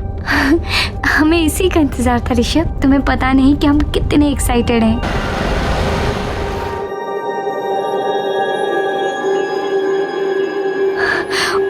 Oh my God Rishabh, Rishabh ये तो डायमंड है। डायमंड ही है, सिर्फ तुम्हारे लिए। और इससे भी बड़ा सरप्राइज है मेरे पास। शादी करोगी मुझसे? पापा मम्मी, ये रश्मि पांडे है। नमस्ते। हम इनसे शादी करना चाहते हैं। तुम करते क्या हो रश्मि? हम एक इन्वेस्टमेंट कंसल्टेंसी एजेंसी में काम करते हैं सर, और हम वहाँ के सेल्स मैनेजर हैं। और सबसे ज्यादा सक्सेसफुल भी। और तुम्हारे माता पिता क्या करते हैं? तुम रश्मि से शादी करना चाहते थे, लेकिन ये बात हमें ना तो रश्मि की माँ ने बताई, ना ही उसके चाचा ने, और ना ही उसकी फ्रेंड सुप्रिया ने। कोई आपको क्यों बताता? रश्मि ने तो अपनी माँ को खुद बताया था कि उसने हमारा इस्तेमाल हमारे पिता तक पहुँचने के लिए किया है। लेकिन किस लिए पहुँचना चाहती थी वो तुम्हारे पिता तक? क्या लेना देना था उसका उनके साथ? वही जो पारितोष मिश्रा के साथ लेना देना था। खुशहाल परिवार था हमारा, बीवी थी, बच्ची, सब कुछ अच्छा चल रहा था। हमसे ही गलती हो गई। परितोष, आज के बाद जी और हमसे मिलने की कोशिश भी मत करना, तुम समझे? गीता प्लीज प्लीज मेरी बात सुनो, ऐसे छोड़ के हमारी जिंदगी से दूर रहो परितोष। हमने डिवोर्स के लिए केस फाइल कर दिया है। अब तो बस एलिमोनी देने के लिए तैयार रहना। अब तुमसे हमारा कोई लेना देना नहीं है। अरे जिया बेटा, गीता गीता प्लीज हमारी बात सुनो। गीता सर, गीता, उस लड़की रश्मि के चक्कर में पड़ने का अंजाम हम आज तक भुगत रहे। क्या कुछ नहीं दिया हमने रश्मि को? जाहिर है आप दो जिंदगियां एक साथ जो जी रहे थे। बिल्कुल सही कहा सर आपने। हम दो जिंदगियां एक साथ जी रहे थे, लेकिन हमें नहीं पता था कि रश्मि के भी दो रूप थे। जब हम उसे पहली बार मिले थे, वो एक छोटी सी एजेंसी में एक इन्वेस्टमेंट कंसल्टेंट थी। उसके काम करने के जज्बे को देखकर हमने उन क्लाइंट्स को दिलवाने में उसकी मदद की जिनको हम अपने काम की वजह से जानते थे। हम उसके चुंगल में सिर्फ इसलिए नहीं फंसे क्योंकि हम उससे आकर्षित हुए, बल्कि उसने भी खुलकर अपने एहसास का इजहार किया।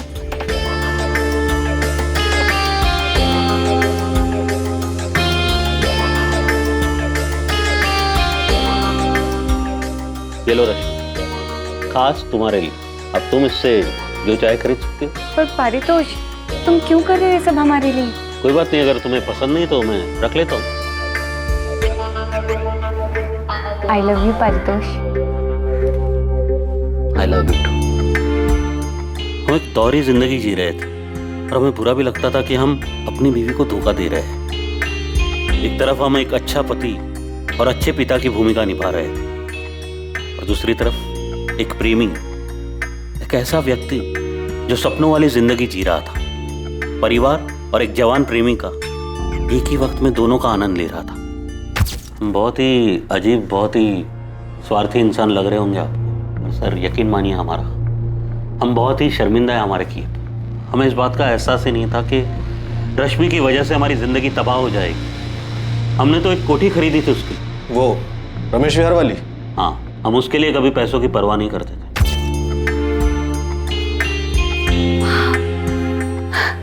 ये घर हमारे लिए?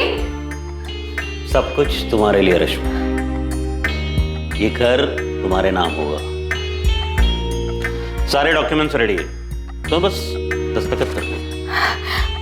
Really? हम उसके प्यार में इस तरह बहक गए थे कि समझ ही नहीं पा रहे थे कि हम अपनी बीवी, अपनी बच्ची के साथ धोखा कर रहे थे। और उसी तरह रश्मि के दोहरे चेहरे को भी हम देख नहीं पाए। वो चेहरा जो ना कभी हमने पहले देखा था और ना ही जिसकी कभी कोई कल्पना कर सकता था। उसने आपको धोखा दिया? सिर्फ धोखा, बड़ा ही गंदा खेल खेला उसने हमारे साथ। रश्मि, हमने तुम्हें एक सिंपल सा सवाल पूछा है कि पूरा हफ्ता तुम कहाँ थे? हम तुम्हारी बीवी हैं, हमने तुमसे शादी की है, हम जानते तुम किसके साथ थी और कितने लोगों के साथ थी, हम उन सबको जानते हैं। और वो सब ये भी जानते हैं परितोष कि तुम ऑलरेडी मैरिड हो। और ये सब कुछ हमने तुम्हें इसलिए नहीं दिया कि तुम हमें धोखा दे सको। हम किसी की जागीर नहीं है परितोष, और ना ही हमने तुमसे शादी का वादा किया है। अभी यो भी गया यहाँ से, बंद हो। अच्छा, तो तुम हमारी जासूसी भी करने लगे? ये रश्मि हमारे घर में रह के हमारे साथ ही, निकलो यहाँ से, गेट आउट। शायद तुम भूल रहे हो परितोष, ये घर हमारे नाम पर। तुम उसे हमारे नाम करोगी, वरना क्या एक्सपोज कर दोगे हमें? अभी के अभी इस घर से निकल जाओ और मेरी जिंदगी से भी। Get out from my life. Calm down Paritosh, सिर्फ 2 करोड़ रुपए, उसके बाद हम तुम्हारी जिंदगी में कभी नहीं आएंगे, प्रॉमिस। तूने हमारा यूज किया रश्मि, लेकिन हम यूज एंड थ्रो करने वाली चीज नहीं है, समझे? अगर हम तुम्हें बना सकते हैं ना, तो तुम्हें पूरी तरह बर्बाद भी कर सकते हैं हम।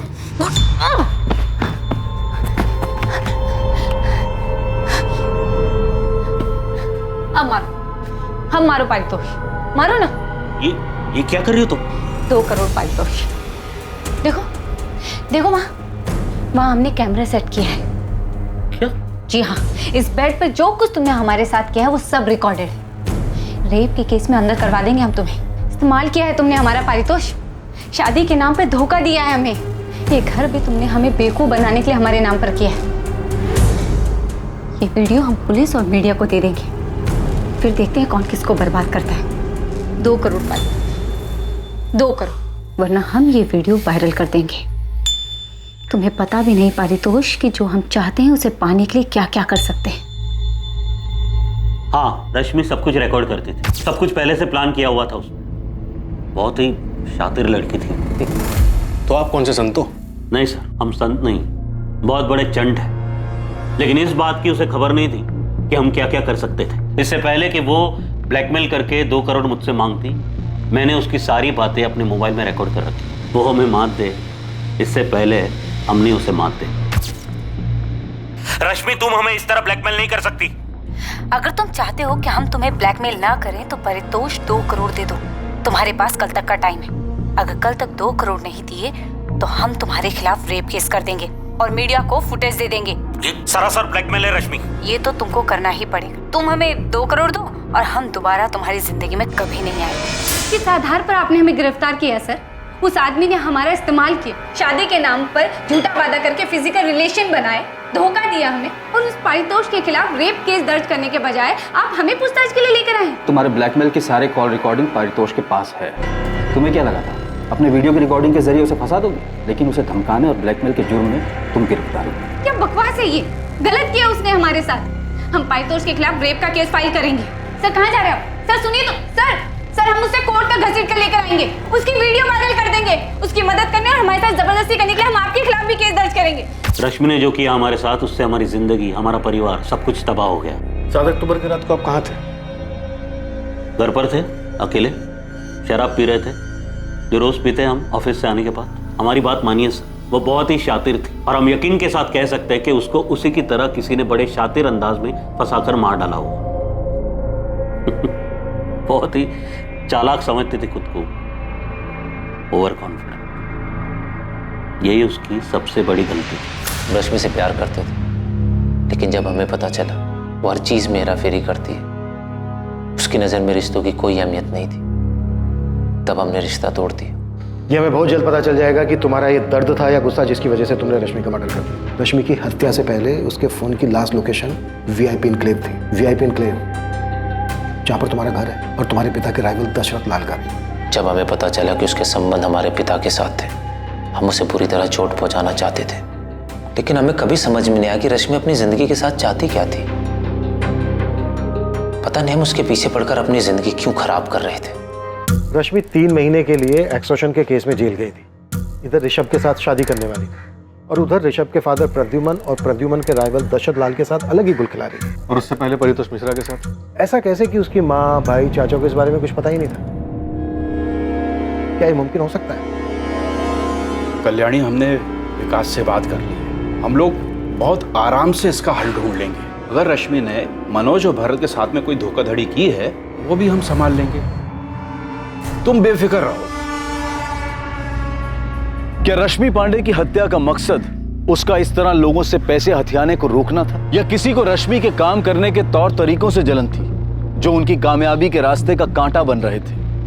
रश्मि एक खतरनाक खेल खेल रही थी। आखिर वो कौन था जिसके रास्ते की रुकावट बन गई थी रश्मि? हम इस बात से इनकार नहीं करेंगे कि रश्मि हमें परेशान कर रही, और हमने ये बात कभी छुपाई भी नहीं। वीरेंद्र सर से कई बार हमने इस बारे में बात की। मैम, हम ये भी जानते हैं कि रश्मि ब्लैकमेलिंग के केस में एक बार अंदर जा चुकी है, और हमें इस बात पे पूरा भरोसा है कि रश्मि अपनी बॉडी का इस्तेमाल करती थी और क्लाइंट से इन्वेस्टमेंट लाती थी, सारे बड़े बड़े क्लाइंट्स। लेकिन वो क्लाइंट्स रश्मि के लिए सिर्फ क्लाइंट्स नहीं थे, वो कुछ और भी थे।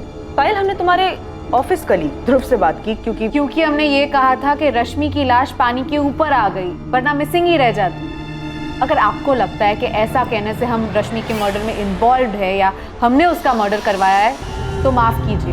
हमने ये बात सिर्फ इसलिए की क्योंकि ये बात साफ है, जो भी रश्मि का हत्यारा था उसने बॉडी के साथ पत्थर इसलिए बांधा था क्योंकि वो नहीं चाहता था कि लाश पानी के ऊपर आ जाए। तो फिर रश्मि का मर्डर किसने किया पायल? मैम, हमने आपसे पहले भी कहा था, हम मानते हैं हम रश्मि को पसंद नहीं करते थे, जलते थे उससे, लेकिन इसका ये मतलब नहीं कि हम इस हद तक गिर जाए कि उसका मर्डर ही करवा दें। लेकिन रश्मि मर्डर करने के बारे में सोच सकती थी, इसकी ऐसी हरकतों की वजह से उसका मर्डर हुआ होगा। कर्मा मैम, कर्मा। जावेद, कुछ हाथ लगा? एक बाबा है, अपने आप को काली बाबा बोलता है। उसके पास जाते थे क्या रश्मि पांडे? हाँ, मैंने ज़्यादा पूछताछ की नहीं क्योंकि उसको भनक लग जाती तो वो भाग जाता। कहाँ मिलेगा ये काली बाबा गोविंद? स्टेशन के पास वाले मार्केट एरिया मैडम, वहीं बैठा है। एड्रेस भेज रहा हूँ, अभी भी वहीं मिलेगा ये बाबा। जो बात थी हम साफ साफ बता रहे हैं। हाँ, हमारे रश्मि के बीच में शारीरिक संबंध है, जिसको रिकॉर्ड करके वो आपको ब्लैकमेल करने लगी। कौन सा ब्लैकमेल? ब्लैकमेल उसे किया जाता है जो कुछ देने से इनकार करता है इंस्पेक्टर। वैसे हमको पहले से पता था कि वो लड़की रिकॉर्डिंग करती है। तो आपको लॉकर के बारे में भी पता होगा? नहीं, हमको किसी लॉकर के बारे में कुछ पता नहीं था, लेकिन उस लड़की ने पारितोष मिश्रा के साथ जो किया वो भी हमको पता था। अब आप खुद सोचिए कि इतना सब जानने के बाद भी बिना बैकग्राउंड चेक किए हम उसके पास जाते। बैकग्राउंड चेक करने के बाद भी आपने उसको अपने साथ बेडरूम में वीडियो बनाने दिया? प्रद्युमन जी, चुपचाप आप रश्मि पांडे को पैसे देते रहे और बदले में आपने उससे वीडियो रिकॉर्डिंग की मांग नहीं की। मांग इसलिए नहीं की क्योंकि हम जानते थे कि वो इसका हमारे खिलाफ इस्तेमाल नहीं करेगी। क्यों? उसने ऐसी गारंटी दी थी आपको? देखिए क्या है, उसे जो पैसे चाहिए होते थे हम उसे दे देते थे, इसलिए हम जानते थे कि वो बस वीडियो रिकॉर्डिंग करके रखती थी, उसका इस्तेमाल नहीं करती थी। देखिए, हम एक बात साफ साफ बता देते हैं। हाँ, रश्मि को पैसा देने का सिलसिला ब्लैकमेलिंग के बाद ही शुरू हुआ था, जब आपको पता ही नहीं था कि वो वीडियो रिकॉर्ड करके हाँ, पता नहीं था कि उसने रिकॉर्डिंग की थी। अच्छा, तो इस रिकॉर्डिंग के जरिए तुम हमें ब्लैकमेल करना चाहती हो? नहीं। तो रिकॉर्डिंग क्यों करी और किसके कहने पर करी? खुद की मर्जी से। इरादा क्या है तुम्हारा? जो कुछ हमें चाहिए उसको पाना चाहते हैं दशरथ जी। क्या पाना चाहती हो?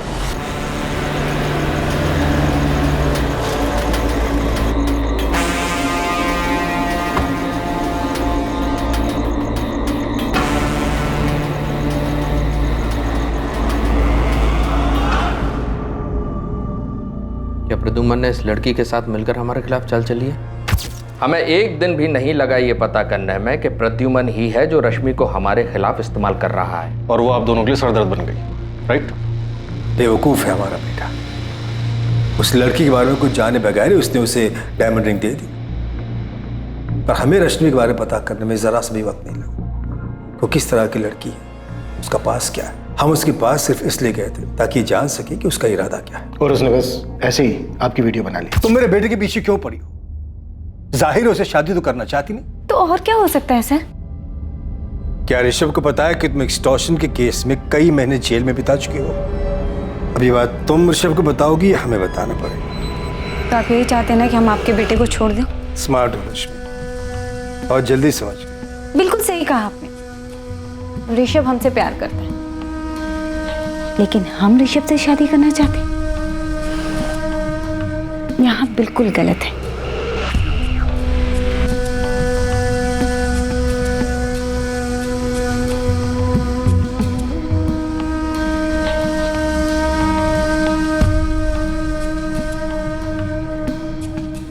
हम उसके पास सिर्फ अपने बेटे को छुटकारा दिलाने गए थे, लेकिन हुआ ये कि आप उसके जाल में फंस गए, उसने आपकी वीडियो बना ली और आपको ब्लैकमेल करने लगी। दशरथ जी को लगा कि हमारी आपसी रंजिश के चलते इनका वीडियो हमने बनवाया है, लेकिन रश्मि तो हमसे भी पैसे लिया करती। ऐसे वीडियोस बनाकर पैसे लेती थी ये कहना बिल्कुल गलत है, क्योंकि पैसे तो हम उसको वैसे भी देते थे और अच्छे खासे देते थे। भाई देखिए, हम भी उसके पास सिर्फ आनंद के लिए ही जाते थे और जो कुछ वो मांगती थी वो दे दिया करते। और जैसे उसने वादा किया था, उसने खुद ही हमारे बेटे के साथ ब्रेकअप भी कर लिया। वो आप दोनों के वीडियोस बस ऐसे ही बना रही थी? अब उसने क्यों बनाया, क्या करने वाली थी, ये तो उसने नहीं बताया। हमारे ख्याल से ये उसका बैकअप प्लान था। देखिए, उसे एक अच्छी जिंदगी जीने का शौक था। महंगी गाड़ी, महंगे कपड़े, बहुत सारे पैसे, ज्वेलरी, उसे अपना एक लाइफस्टाइल मेंटेन करना होता था। उसे लगा होगा कि अगर हमने पैसे देने बंद कर दिए तब क्या होगा, तब ये वीडियोस ब्लैकमेल करने के काम आएंगे। बिल्कुल यही बात है और एकदम साफ। देखिए, वो खूबसूरत तो थी ही, लेकिन इसके अलावा एक खासियत और थी उसमें, वो अपनी ओर लोगों को आकर्षित करना बहुत अच्छे से जानती थी। आप लोगों के बयान में बहुत तालमेल नहीं है। ऐसा इसलिए लग रहा है कि आप लोगों को रश्मि के मर्डर का शक हम पर है, लेकिन हम दोनों के पास उसके मर्डर की कोई वजह ही नहीं है। ठीक है, थैंक यू। इंस्पेक्टर, एक और बात बता दूं आपको, इससे पहले कि आप खुद पता लगाए या गुस्से में आकर हमारा बेटा आपको ये पता है। 7 अक्टूबर को हम रश्मि के घर गए थे। कब? रात में। हम अक्सर उसके पास रात ही में जाया करते थे। तुमने मनोज पाठक को धोखा क्यों दिया? बस ऐसे। क्या इरादा क्या है तुम्हारा रश्मि? क्या मिलता है आपको क्या मिलता है यहाँ आकर? हम तो यहाँ मजे के लिए आते हैं, लेकिन तुम्हें कौन सा मजा मिलता है लोगों को इस तरह धोखा देकर? वो भी तब जबकि तुम्हें इतना कुछ मिल रहा है हमसे, दशरथ लाल से और भगवान जाने और कितने लोगों से। इतने पावरफुल होने के बाद भी पावरफुल बनने की चाहत से आपको क्या मिलता है? यही राजनीति है। यहाँ एक बार जो सत्ता का स्वाद चख लेता है, उसकी सत्ता की भूख और बढ़ जाती है। हम भी अपने आप को ऐसे ही पावरफुल समझते हैं। आप खुद को ही देखिए। आप कहते तो हैं हम मजे के लिए आते, लेकिन यहाँ आना बंद नहीं कर सकते। तुम्हें क्या लगता है रश्मि, हम तुम्हारे वीडियो के डर से यहाँ आते हैं? अब ये तो नहीं पता, लेकिन आते तो हैं यहाँ। रश्मि, तुम बहुत स्मार्ट हो, कि तुम जैसे लोगों से मैं डर नहीं लगता। तुम हमारे लिए बहुत छोटी सी तितली, लेकिन तुमने मनोज पाठक जैसे लोगों को चीट करना बंद नहीं किया। तुम बुरी तरह मात खाओगे, सब करना छोड़ दो। तुम अपने लिए गड्ढा खोद रही हो। और तकरीबन रात 8 बजे हम उसके घर से निकल गए। उस रात की रश्मि की सारी मूवमेंट की इंफॉर्मेशन है हमारे पास। रात को 8:30 बजे तक रश्मि अपने घर पर ही थी और 9:05 पर उसके फोन की लोकेशन थी VIP इनक्लेव, और 9:15 पर उसका फोन VIP इनक्लेव में स्विच ऑफ हो गया। लेकिन उसको हमने कभी अपने घर बुलाया ही नहीं। ना ही कभी हमने अपने घर बुलाया। आप तो हमारे बेटे के बारे में जानते ही। उस रात रश्मि को किसी ने फोन नहीं किया और न ही रश्मि ने किसी को किया, पर उस रात रश्मि घर से बाहर निकली थी। और प्रद्युमन जी, आप अब बता रहे हैं कि उस रात आप रश्मि से मिले थे? ये सच है, इसलिए बता दें। प्रद्युमन जी, आप उस लड़की से मिलने गए थे, ये बात आप खुद बताकर अपनी जान छुड़ा रहे हैं। भाई देखिए क्या है, ऋषभ हम पे नजर रख रहा था, उसने हमें देखा था वहां, तो फिर इस बात को छुपाने का कोई मतलब ही नहीं था। प्रद्युमन जी, आपका बेटा उस लड़की के इश्क में था। उसकी आपसे नाराजगी की वजह से कहीं ऐसा तो नहीं कि आपके वहां से निकल जाने के बाद रश्मि को लेकर निकला और जानबूझकर हमारे घरों की लोकेशन की तरफ गया ताकि हम दोनों को फंसा सके? हो सकता है ऐसा। हमारे पापा तुम्हारे घर क्या कर रहे थे? हाथ छोड़ो हमारा ऋषभ, हमें दर्द हो रहा है। डर तो हमें भी हुआ था जब पापा ने हमें तुम्हारी बातें बताई। पारितोष मिश्रा वाली बात तुमने हमें क्यों नहीं बताई? पापा ने हमें ये भी बताया कि तुम हमसे शादी नहीं करना चाहती हो। हाँ, हम तुमसे शादी नहीं करना चाहते ऋषभ। तुमने हमारे साथ ऐसा क्यों किया? हमारे साथ ही क्यों? नहीं करना चाहते हम तुमसे शादी ऋषभ। और अगर जानना चाहते हो तो सुनो, तुम्हारे पापा का फिजिकल रिलेशन है हमारे साथ। तो रश्मि की last phone location VIP enclave में दिखा के या तो कोई प्रद्युमन और दशरथ इन दोनों पॉलिटिशियंस को फंसाने की कोशिश कर रहे हैं, या फिर ये दोनों ही कोई स्टोरी बना रहे हैं। ये भी पॉसिबल है कि ऋषभ रश्मि से अपना बदला और अपने पिता पर गुस्सा दोनों एक साथ निकाल रहा हूं। I mean, एक तीसरे धुन शामिल। पर मुझे लग रहा है कि हमें रश्मि के परिवार वालों से एक बार पूछताछ करनी चाहिए। उसके साथ लखनऊ में इतना कुछ हो गया और उन लोगों को कुछ पता ही नहीं।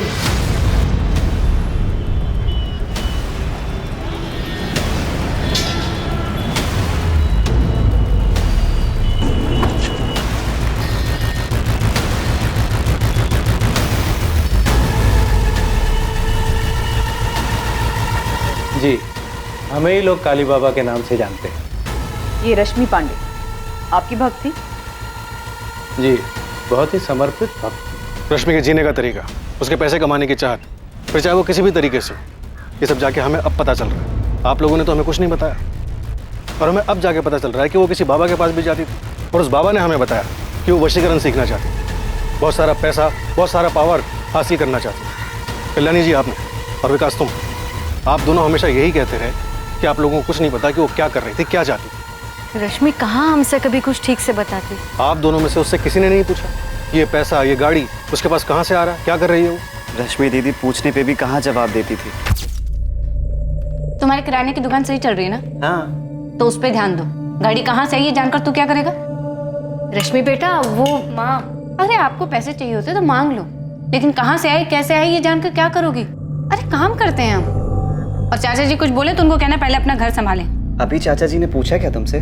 तू ना चाचा जी का राग अपना बंद कर। तुझे दुकान चाचा जी ने दिलाई या हमने?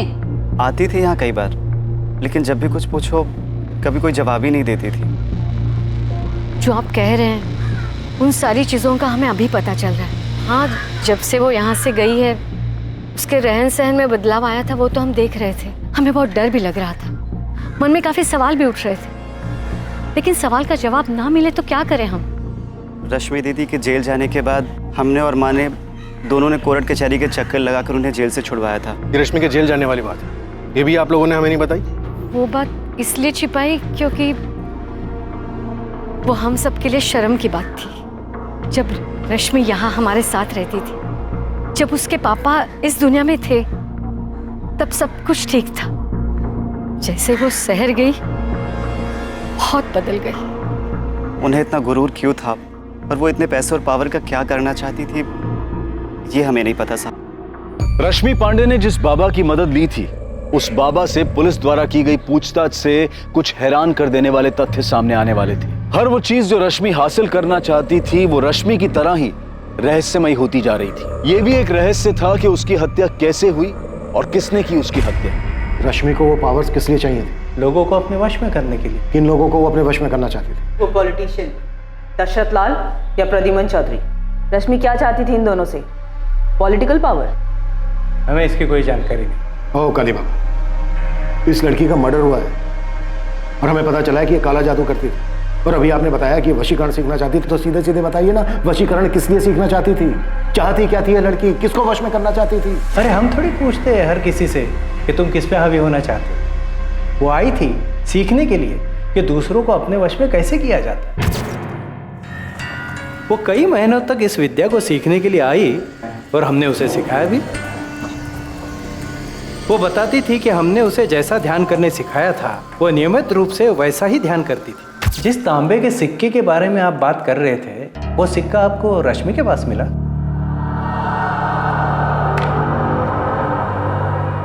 यही है वो सिक्का? ये यही है।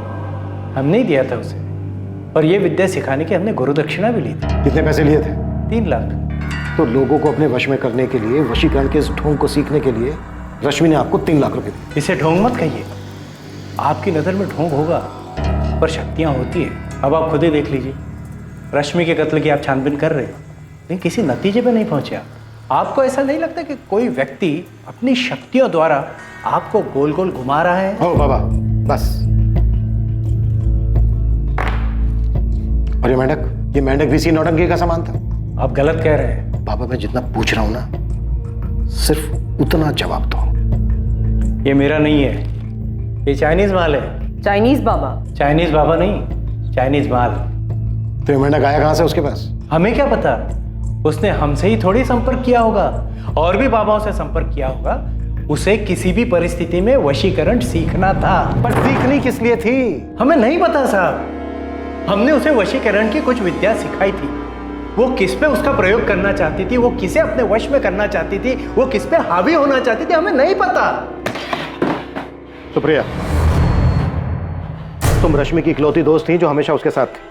अब ये तुम बिल्कुल मत कहना कि तुम्हें इस बात का नहीं पता कि रश्मि किसके साथ क्या गुल खिला रही थी जिसने उसका मर्डर कर दिया। 3 साल पहले का परितोष मिश्रा, या रश्मि का एक्स बॉयफ्रेंड ऋषभ चौधरी, या ऋषभ चौधरी का फादर प्रद्युमन चौधरी या दशरथ लाल, या रश्मि की ऑफिस कलीग पायल त्यागी, किसने मर्डर किया है? किसने? इनमें से कौन है सुप्रिया जिसने मारा रश्मि को और उसके बाद उसकी लाश को संपत नहर में ले जाकर फेंक दिया? हमें नहीं पता सर। रश्मि ने हमें कभी नहीं बताया कि वो किसके साथ जाती थी। ऋषभ के अलावा कोई और भी है जिसके साथ वो जा सकती थी? देखो सुप्रिया, तुम पहले दिन से हमसे कुछ ना कुछ छुपा रही। तुमने पहले भी हमें ऋषभ के बारे में नहीं बताया। किसका डर है तुम्हें? बोलो। क्या ऋषभ अपने फादर को फंसाने के लिए ऐसा कर सकता है? क्योंकि रश्मि के फोन की लास्ट लोकेशन वीआईपी इनक्लेव है, वीआईपी इनक्लेव, जहाँ ऋषभ का घर है। सर ऋषभ रश्मि का मर्डर नहीं कर सकता, इतना तो मैं जानती हूँ। सर वो उससे बहुत प्यार करता था। हाँ, वो रश्मि से दुखी था क्योंकि उसने उसे धोखा दिया था, लेकिन सर वो इस बात से भी दुखी था कि उसके पापा ने। सर ऋषभ रश्मि का मर्डर नहीं कर सकता। तो फिर किसने मारा है रश्मि को? सर, रश्मि के माँ, भाई और चाचा सबसे बात की, सबके बीच में लगता सांठ-गांठ हो रखी। सब एक ही राग अलाप रहे, किसी को रश्मि के बारे में कुछ नहीं पता। सुप्रिया, रश्मि अपने परिवार वालों का जिक्र करती थी तुमसे? हाँ सर, कभी कभी जिक्र करती थी जब वो बालापुर जाती थी अपने माँ और भाई से मिलने। और अपने चाचा के बारे में? नहीं, चाचा के बारे में मैं कुछ नहीं जानती। तो पायल त्यागी, ऋषभ चौधरी, परितोष मिश्रा और दशरथ लाल, इन चारों में से किसी के भी फोन की लोकेशन रश्मि के घर के आसपास या फिर संपत नहर का नहीं दिखा रहा है। प्रद्युमन चौधरी? प्रद्युमन चौधरी के फोन की लोकेशन तो रश्मि के घर का ही दिखा रहा है, पर उसने तो खुद ही बोला था कि उस रात वो रश्मि के घर पे ही था। कहीं इस प्रद्युमन ने तो रश्मि को नहीं मारा और हमें घुमा रहा है। तो कैमरा रिकॉर्डर घर से गायब है, इसके पीछे प्रद्युमन चौधरी ही लग रहा है। पहले उसने रश्मि को मारा होगा, फिर गाड़ी में ले जाके संपत नहर में फेंक दिया होगा और किसी और से अपना फोन वापस घर भेज दियो। प्रद्युमन चौधरी का पर्सनल गार्ड है अफजल शेख, उसको उठा के पूछें। मारा उसी ने है जिसे पता था कि रश्मि के बेडरूम में कैमरा लगा है, और वो ये भी जानता था कि रश्मि ब्लैकमेल करने के लिए रिकॉर्डिंग करती है। ये पक्की बात है कि रश्मि का मर्डर उसके घर पर ही हुआ है, वो भी उसके बेडरूम में। और किलर कोई सुराग नहीं छोड़ना चाहता, इसलिए उसने कैमरा रिकॉर्डर निकाल लिया क्योंकि उसमें मर्डर की घटना रिकॉर्ड हो गई। सर, रश्मि का पहला शिकार परितोष मिश्रा, जिसने उसे घर खरीद के दिया था, उसे पता था कि बेडरूम में कैमरा लगा हुआ। देखो वहाँ हमने कैमरा सेट किया है। प्रद्युमन चौधरी और दशरथ लाल को भी पता था कि रश्मि के बेडरूम में कैमरास लगे हुए,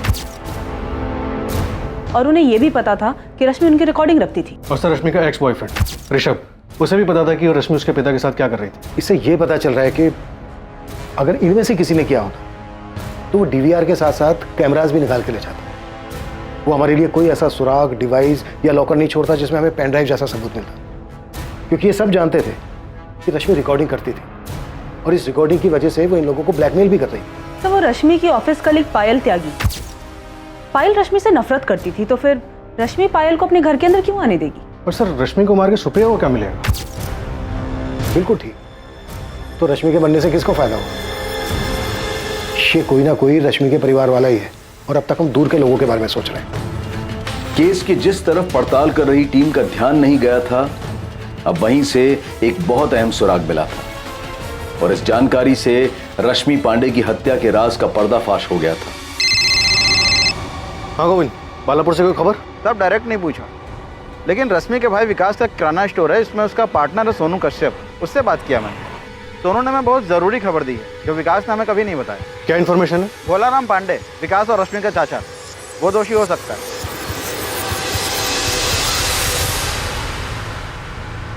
हमें यहाँ इस तरह से लेकर क्यों आए हैं? बैठो भोलाराम, बैठो। नहीं, पहले आप बताइए कि बात क्या है। आपके लोग ऐसे ही आए और उठाकर यहाँ ले आए? भोलाराम, आपने विकास से कहा था कि आप रश्मि के पैसे और उसकी लखनऊ वाली कोठी का अच्छा सौदा करवाकर सब कुछ सेटल कर दो। बड़े आराम से वहाँ विकास को अपने लपेटे में ले रहे थे तुम। लपेटे में? क्या कह रहे हैं आप? वो मेरा भतीजा है, थोड़ा भोला है, इसीलिए मैंने कहा था। भोला है तो फिर आपके नीचे दबा हुआ है? विकास, जब तेरे चाचा ने तुझसे ये सब कहा तो तूने आके हमें क्यों नहीं बताया? मैम जी, हमें नहीं लगता कि चाचा जी कुछ गलत कर सकते हैं। तेरे दोस्त सोनू कश्यप ने हमसे साफ कहा कि तू ना समझे। तेरे चाचा सब हड़प लेंगे, रश्मि के रहते हुए ऐसा नहीं कर सकते, इसीलिए उन्होंने रश्मि को रास्ते से हटा। नहीं, चाचा जी ऐसा नहीं कर सकते। और अगर किया है विकास, और ये बात तुझे पता है, तो तू अपनी बहन के हत्यारे को बचा रहा है विकास। ये बात जानता है ना तू? क्या ये रश्मि की मनमर्जी थी जिसने आपको ये काम करने के लिए उकसाया? क्या फिर अपने बेटे दीपेश के थप्पड़ का अपमान बर्दाश्त नहीं कर पाए और मरवा दिया रश्मि? दीपेश को थप्पड़? हाँ, थप्पड़। विकास ने हमें बताया कि रश्मि ने दीपेश को थप्पड़ मारा था, और इस बात का गुस्सा आपको भी था और दीपेश को भी। हमारी माँ कुछ भी बोले वो अलग बात है चाचा जी, लेकिन आप किस हक से हमारे घर के मामलों में दखल दे रहे हैं? रश्मि, अपने चाचा जी से ऐसी बातें मत करो। सब तुम्हारा ही किया धरा है कल्याणी। आज हमारे भाई सब जिंदा होते तो इसकी हिम्मत नहीं होती ऐसी बात करने की। और इन्हीं हरकतों की वजह से हमें उल्टा सुल्टा सुनना पड़ता है। क्या बातें सुननी पड़ती हैं दीपेश? सुनो रश्मि, अब तुम यही गांव में रहोगी, कोई जरूरत नहीं है लखनऊ जाकर कोई काम करने की। ये लक्ष्मी तो देखो कैसे कैसे कपड़े। तो आप अपनी आंखें बंद कर लीजिए ना चाचा जी। हमें क्या करना चाहिए क्या नहीं करना चाहिए उसके लिए हमें आपकी परमिशन नहीं चाहिए। ऐसे कपड़े पहनती हो, गांव के लोग तुम्हारे चरित्र पर सवाल उठाते, जानती हो तुम? रश्मि, जब कोई हमारे बारे में ऐसी बातें कहे ना तो ऐसा थप्पड़ मारना चाहिए दीपेश, ना कि चुपचाप सुनना चाहिए। अब तुम और चाचा जी निकलो यहाँ से, क्या करना है वो हम खुद देख लेंगे। ये आंखें ना किसी और को दिखाना दीपेश, मुझे नहीं। आप कहना क्या चाह रहे हैं? 3 साल पहले जो तू मैं हुई थी उसके बदले अब हमें जाकर ये सब? दीपेश, तेरे मुंह से सुनना चाहता हूँ सब कुछ। अपना फोन गांव में छोड़कर लखनऊ गया था ना तू 7 अक्टूबर को? अकेले गया था या फिर किसी के साथ गया था? अरे साहब, हमें चीड़ थी रश्मि दीदी से, तो हम उसको मिलने क्यों जाएंगे? तो वो भी 3 साल बाद एक थप्पड़ का बदला लेने के लिए। थप्पड़ की ठेस दीपेश को ही नहीं हमें भी लगी थी, विकास को भी लगी, कल्याणी को भी लगी, हम सबको लगी थी। हम सब रश्मि के व्यवहार से और उसके पहनावे से परेशान थे। तो सबने साथ में मिलकर मारा रश्मि को। आपका बेटा दीपेश, रश्मि की माँ कल्याणी और रश्मि का भाई विकास। अरे साहब, ये क्या बात कर रहे हैं आप? हमें तो ये भी नहीं पता था कि रश्मि दीदी लखनऊ में कहाँ रहती है। ना खुद उसके भाई विकास को या उसकी माँ को पता था, तो हम कैसे मारते उसको?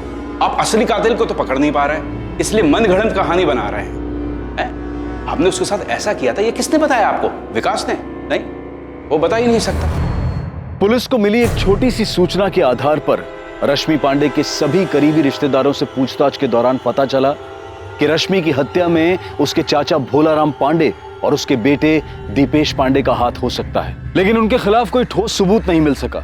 पर पुलिस की टीम के रश्मि के गांव बालापुर जाने से इस केस में एक नया मोड़ आ गया था। इसने दोषी को बेनकाब कर दिया था और ये इस केस की जांच कर रही टीम को बेहद हैरान कर देने वाला था। सर, कॉल रिकॉर्ड्स और लोकेशन के हिसाब से इनमें से हम किसी पे भी हाथ नहीं डाल सकते। सबने अपने फोन गांव में छोड़कर क्या लखनऊ में आके कांड कर दिया? तो ट्रैफिक डिपार्टमेंट संपत नहर की तरफ जा रहा है, सभी रास्तों की सीसीटीवी फुटेज स्कैन कर रहे हैं। रश्मि की लाश को नहर तक ले जाकर फेंकने के लिए किसी गाड़ी का इस्तेमाल तो हुआ होगा, शायद फुटेज में दिख जाए। हाँ महादेव, अब तो आपके डिपार्टमेंट से किसी बड़े खुलासे के होने का इंतजार है हमें। इब्राहिम, भोलाराम और उसका बेटा दीपेश और रश्मि का भाई विकास, इन लोगों के खिलाफ कोई सबूत नहीं मिला, लेकिन ये आदमी जिसने इस केस में भोलाराम को संदिग्ध बताया, ये कौन है? उसका नाम सोनू कश्यप है। विकास के किराने की दुकान में उसका पार्टनर है वो। एक बार उसे ट्रैक करो, शायद कुछ मिल जाए। हाँ, ये दिखा है इस फुटेज में। 7 अक्टूबर की रात को एक रोड पर जहाँ सीसीटीवी लगा, एक टैक्सी में है, खुद चला रहा है, लेकिन ये संपत नहर वाली रोड नहीं बल्कि लखनऊ की एक रोड।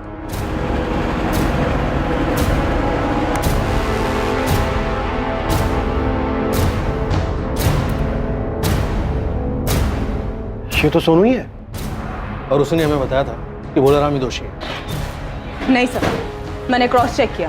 7 अक्टूबर की रात को सोनू के फोन की लोकेशन उसके गांव बालापुर की ही है। मतलब ये सोनू हमें घुमा रहा है। ये क्या गेम खेल रहा है तो सोनू?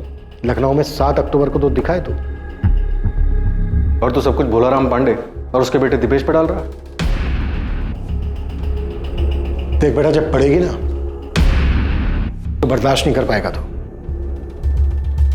तेरी शक्ल बता रही है कि एक ही थप्पड़ काफी होगा तेरे लिए।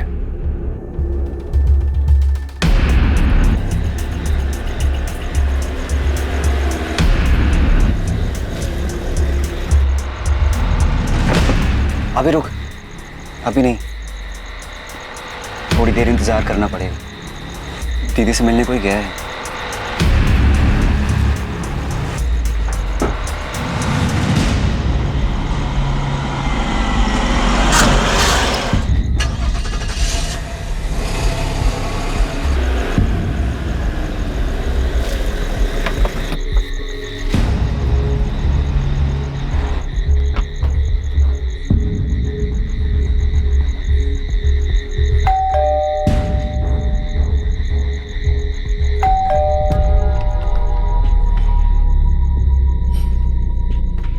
विकास तू यहाँ? वो कुछ काम था दीदी। कैसा काम? वो कुछ पैसे चाहिए थे।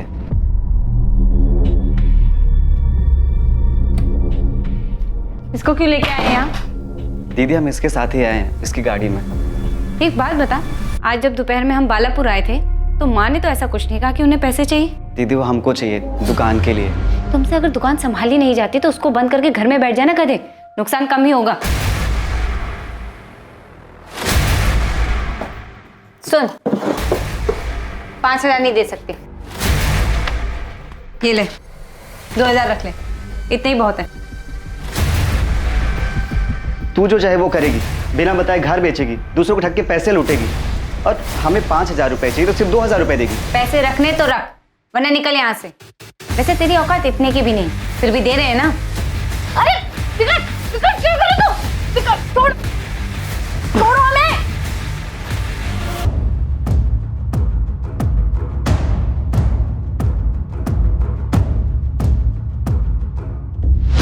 हमें पता था कि लखनऊ के रास्ते पर सीसीटीवी हो सकते हैं, इसीलिए विकास पीछे वाली सीट पर छुप गया। हम जानते थे कि सिर्फ हमें देखकर किसी को शक नहीं होगा कि इस हत्या में कौन कौन शामिल था। हमें लगा था पत्थर के वजन की वजह से रश्मि की बॉडी कभी पानी के ऊपर नहीं आएगी। भोलाराम भी शामिल था इस साजिश में? था या नहीं? नहीं, विकास ही अपनी बहन को मारना चाहता था। रश्मि पांडे के छोटे भाई विकास पांडे का नाम इस हत्याकांड में सामने आया था, लेकिन और भी चौंका देने वाली सच्चाई सामने आने वाली थी। हाँ, हमें पता था कि विकास ने ही रश्मि की हत्या की थी। उसने हमें उसी रात बता दिया था जिस रात रश्मि की हत्या करने के बाद उसकी लाश को वो नहर में फेंक के आया था।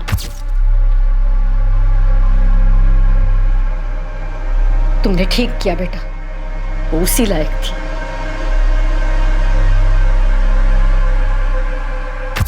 हमारे बेटे ने जिसकी हत्या की वो रश्मि अब वो थी ही नहीं जिसे हमने जन्म दिया था, पाल पोस के बड़ा किया था। बहुत झेल चुके थे उसको, बहुत बातें सुन चुके थे उसकी। माना कि वो गलत थी, पर क्या तब भी उसकी हत्या करना सही था? आपके लिए कहना आसान होगा साहब, लेकिन उसने जो किया, उसकी हरकतों को भुगतना हमारे लिए आसान नहीं था। चाचा जी और मुझे गाँव वालों के ताने सुनने पड़ते थे कि तुम्हारी दीदी ऐसी है, उसने ये किया। पर क्या कभी उसने तुम्हें कोई नुकसान पहुंचाया था? हाँ, नुकसान किया। वैसे उसको हमारी कुछ नहीं पड़ी थी, लेकिन जब खुद को जरूरत पड़ती थी तो हमें याद आते थे, और जब भी वो घर आती सबके साथ बहुत बुरा व्यवहार करती थी। चाचा जी, मैं, दीपेश, सबको बहुत खरी खोटी सुनाती थी। खुद तो सारे गलत काम करती थी, लेकिन हमें नाकारा, ढक्कन ये सब बुलाती थी। बोलती थी हम किसी काम के ही नहीं है, जो मुंह में आता था वो सब कुछ हमें बोल देती थी। सारी हदें पार कर चुकी थी और हमने उसे उसके किए की ही सजा दी। तुम कौन होते हो किसी को सजा देने वाले? तुम सिर्फ एक हत्यारे हो जिसने रश्मि की हत्या की है, और तुम्हारे साथ वो तुम्हारा पार्टनर सोनू और तुम्हारी माँ भी हत्यारे ही हैं। हाँ, हम हैं गुनहगार। रश्मि की हरकतों की सजा हम हर दिन भुगत रहे थे।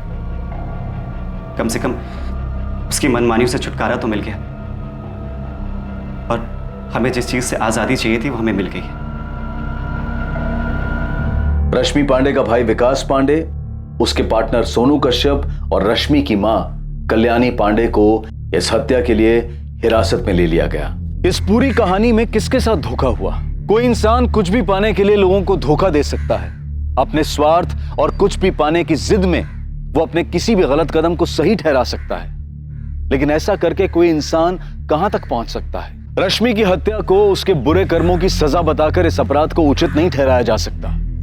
यह अपराध ही है। झूठ और फरेब इंसान को एक बहुत ही खतरनाक रास्ते पर ले जाता है, जहां वो सिर्फ अपने बारे में सोचता है और दूसरों के साथ वो कितना गलत करता है इस बात का उसे कोई फर्क नहीं पड़ता। लालच और स्वार्थ इंसान के देखने और समझने की क्षमता को खत्म कर देते हैं, जिसकी वजह से वो सही और गलत में फर्क नहीं कर पाता, और ये उसके लिए घातक साबित होता है। अब मैं अनूप सोनी आपसे विदा लेता हूं। अगले एपिसोड में रात 10:30 बजे आपसे फिर मुलाकात होगी एक और नए केस के साथ। और याद रखें, क्राइम और आपके बीच में सिर्फ इतना फर्क है कि आप कितने सतर्क हैं। सतर्क रहें, सुरक्षित रहें। जय हिंद।